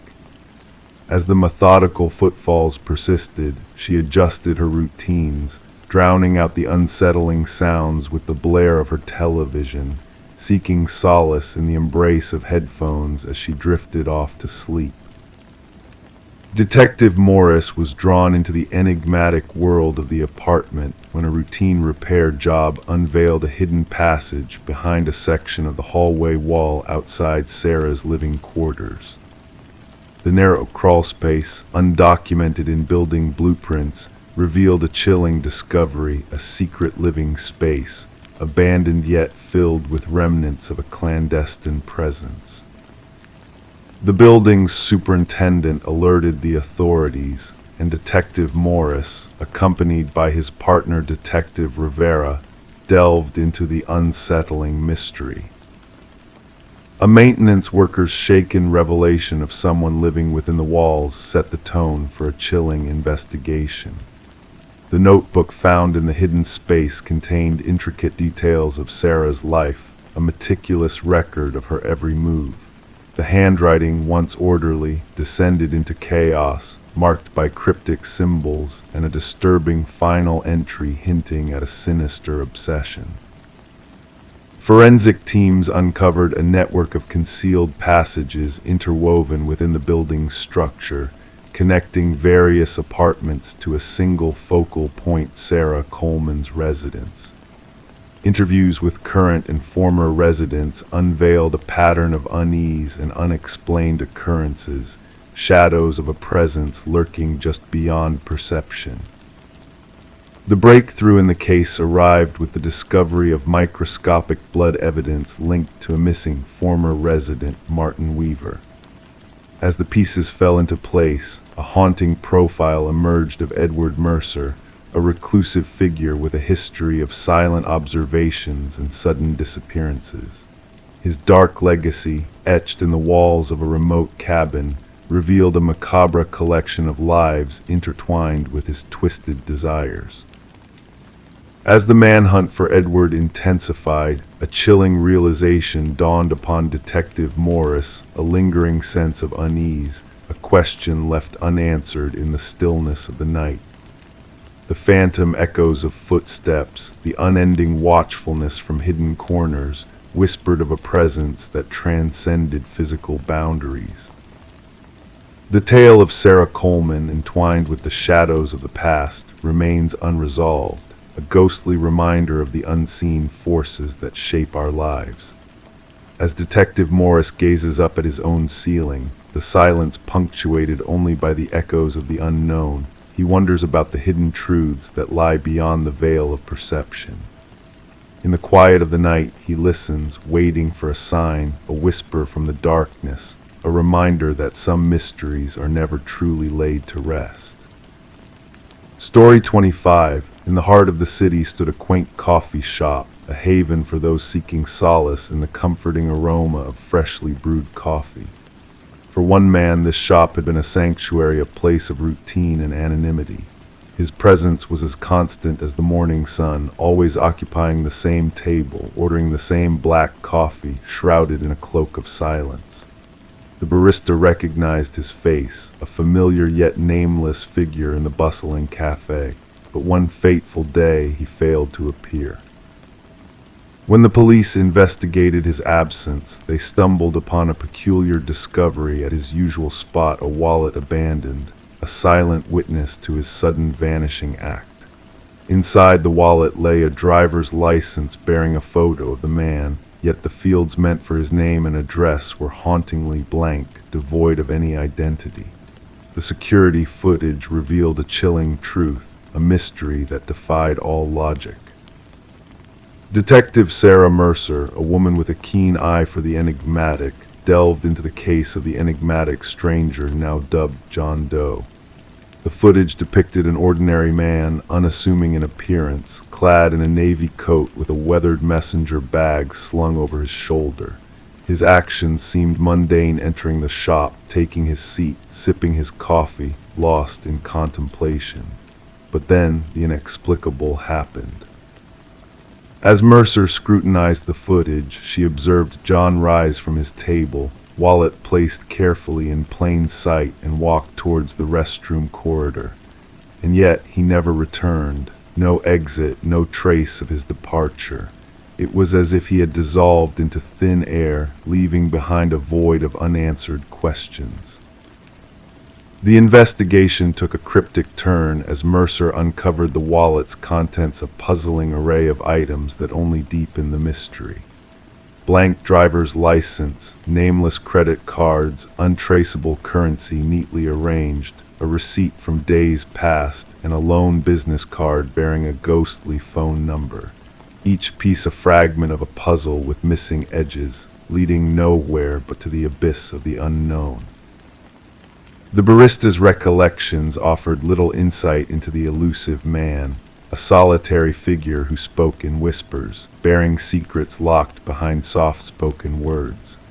The notebook left behind, filled with cryptic symbols and intricate codes, proved to be a riddle that confounded even the most skilled cryptographers.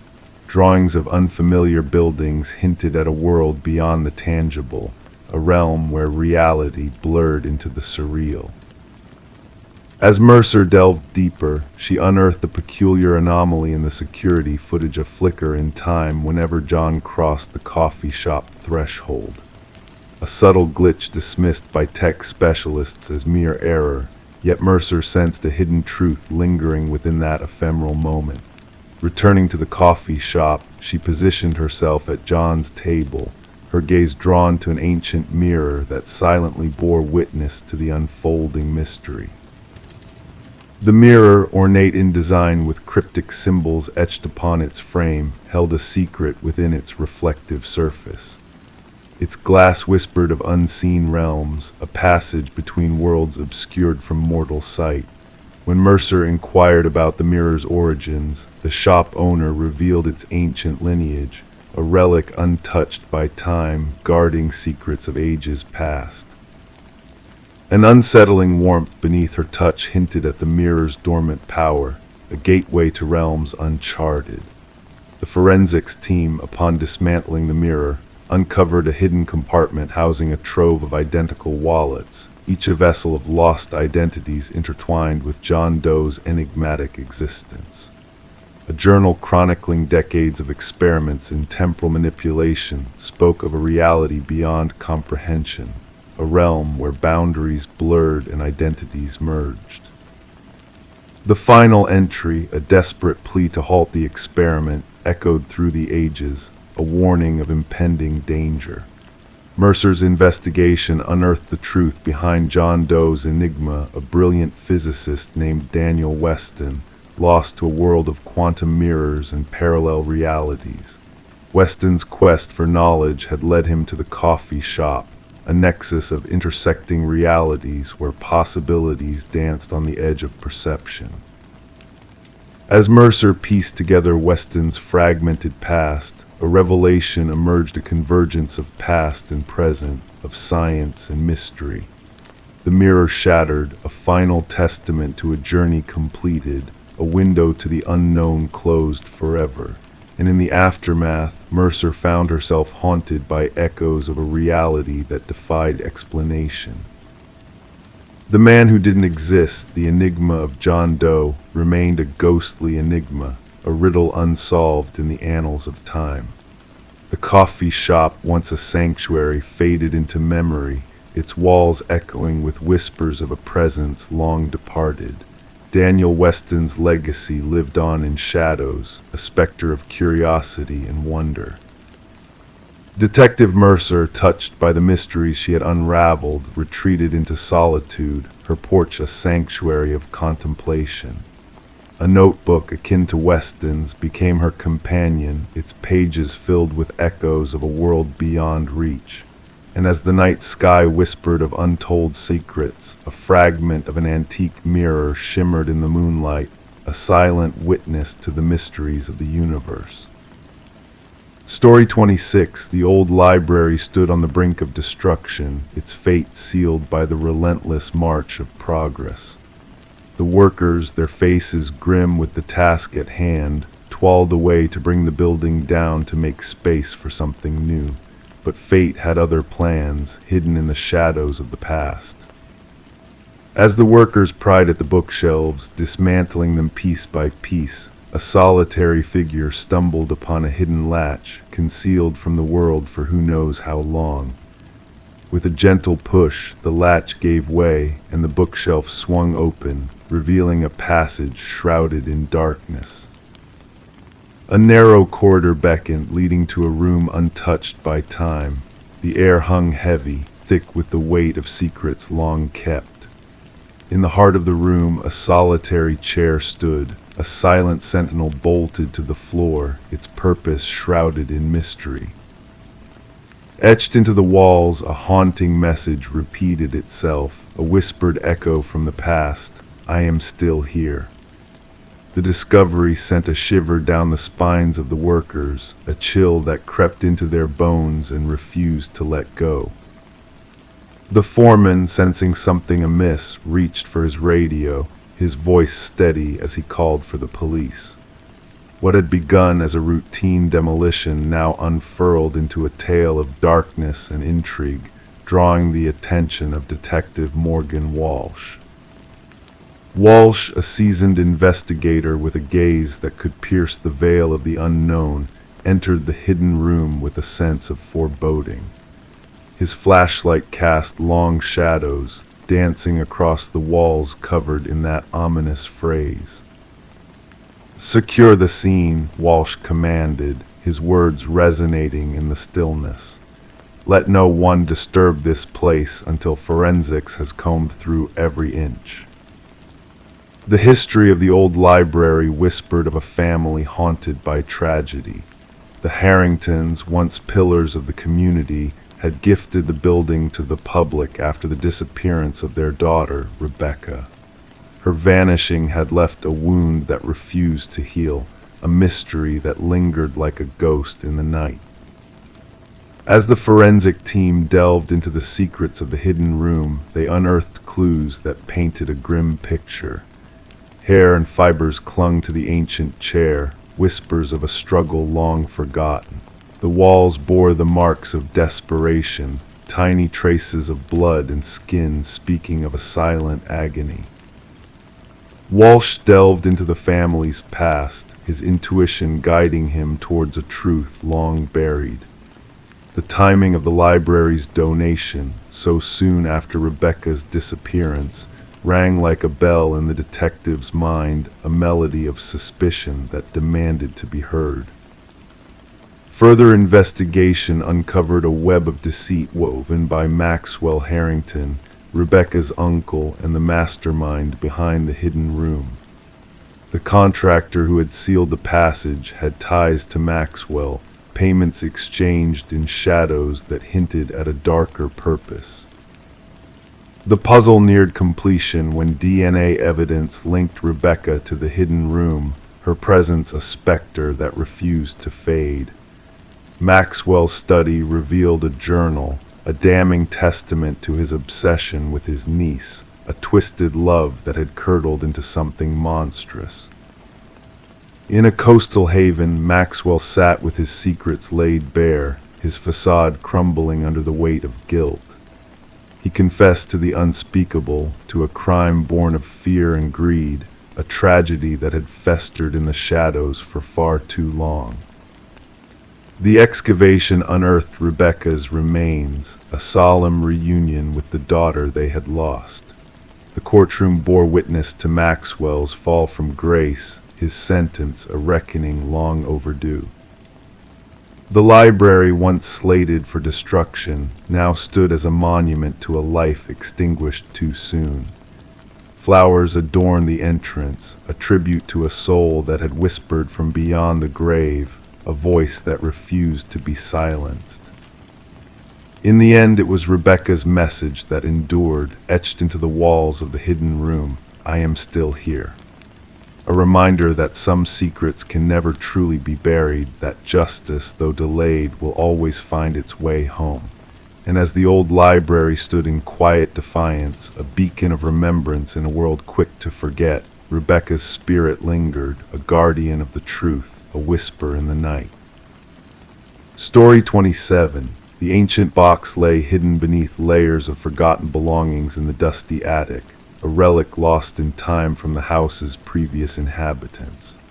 Among the faded Polaroids of joyous celebrations and family gatherings, there was one that stood out, a photograph capturing a moment in her own living room with familiar furniture and decor, yet the family depicted was unknown to her. And there, lurking in the shadows behind them, a figure watched silently.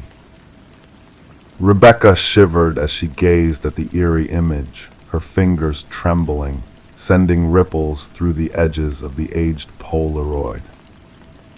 Descending the creaking wooden stairs, the house that once felt vast and hollow now seemed to close in around her, suffocating in its mystery. Placing the photograph on the stark kitchen counter, illuminated by harsh fluorescent light, she couldn't deny the uncanny resemblance between her home and the strangers frozen in time. Detective Morgan arrived, a weathered figure with eyes that missed nothing, his leather jacket hinting at past investigations. With a methodical gaze, he examined the photograph, tracing the edges with a gloved finger. Questions hung heavy in the air as he inquired about the previous owners, the elusive Nelsons who had sold the house without a trace. As the investigation unfolded, a trail of vanished families emerged, each residing in the house for precisely 1 year before disappearing without a trace. The Sutherlands, the Crawfords, the Mornos, all swallowed by the shadows of the past. Forensic analysis unveiled chilling details about the photograph, pointing to a sinister presence lingering just beyond the frame, a tall figure with a hidden face. Delving into the history of the house, Detective Morgan uncovered a dark legacy tied to a mysterious architect named Samuel Whitfield, who had vanished under peculiar circumstances. The basement, shrouded in secrets, revealed a chilling truth buried beneath layers of concrete, a graveyard of lost families, trapped in time, each with a story untold. The investigation led to a hidden crawlspace in the attic, where a journal filled with ominous entries hinted at a sinister presence lurking within the walls, observing each new resident with unsettling precision. Rebecca, now under police protection, found herself entangled in a web of enigmatic forces as the specter of Samuel Whitfield loomed over her every move. In the dead of night, a haunting call pierced the silence, a breath on the other end of the line, followed by the mechanical click of a Polaroid camera capturing unseen horrors. The truth remained elusive, the house standing as a monument to the unknown, its dark corridors echoing with whispers of the past. As the investigation continued, the enigma of Samuel Whitfield persisted, his identity and motives shrouded in shadow. The house, a silent sentinel of secrets, held its mysteries close, while new photographs developed in the darkness, capturing unsuspecting families, bound by an unseen watcher's gaze. In the realm of shadows and forgotten memories, those who sought the truth about the man in the photograph found themselves ensnared in a chilling dance of revelation and concealment, where the line between reality and nightmare blurred, and the legacy of Samuel Whitfield endured, a phantom presence haunting the halls of the lost.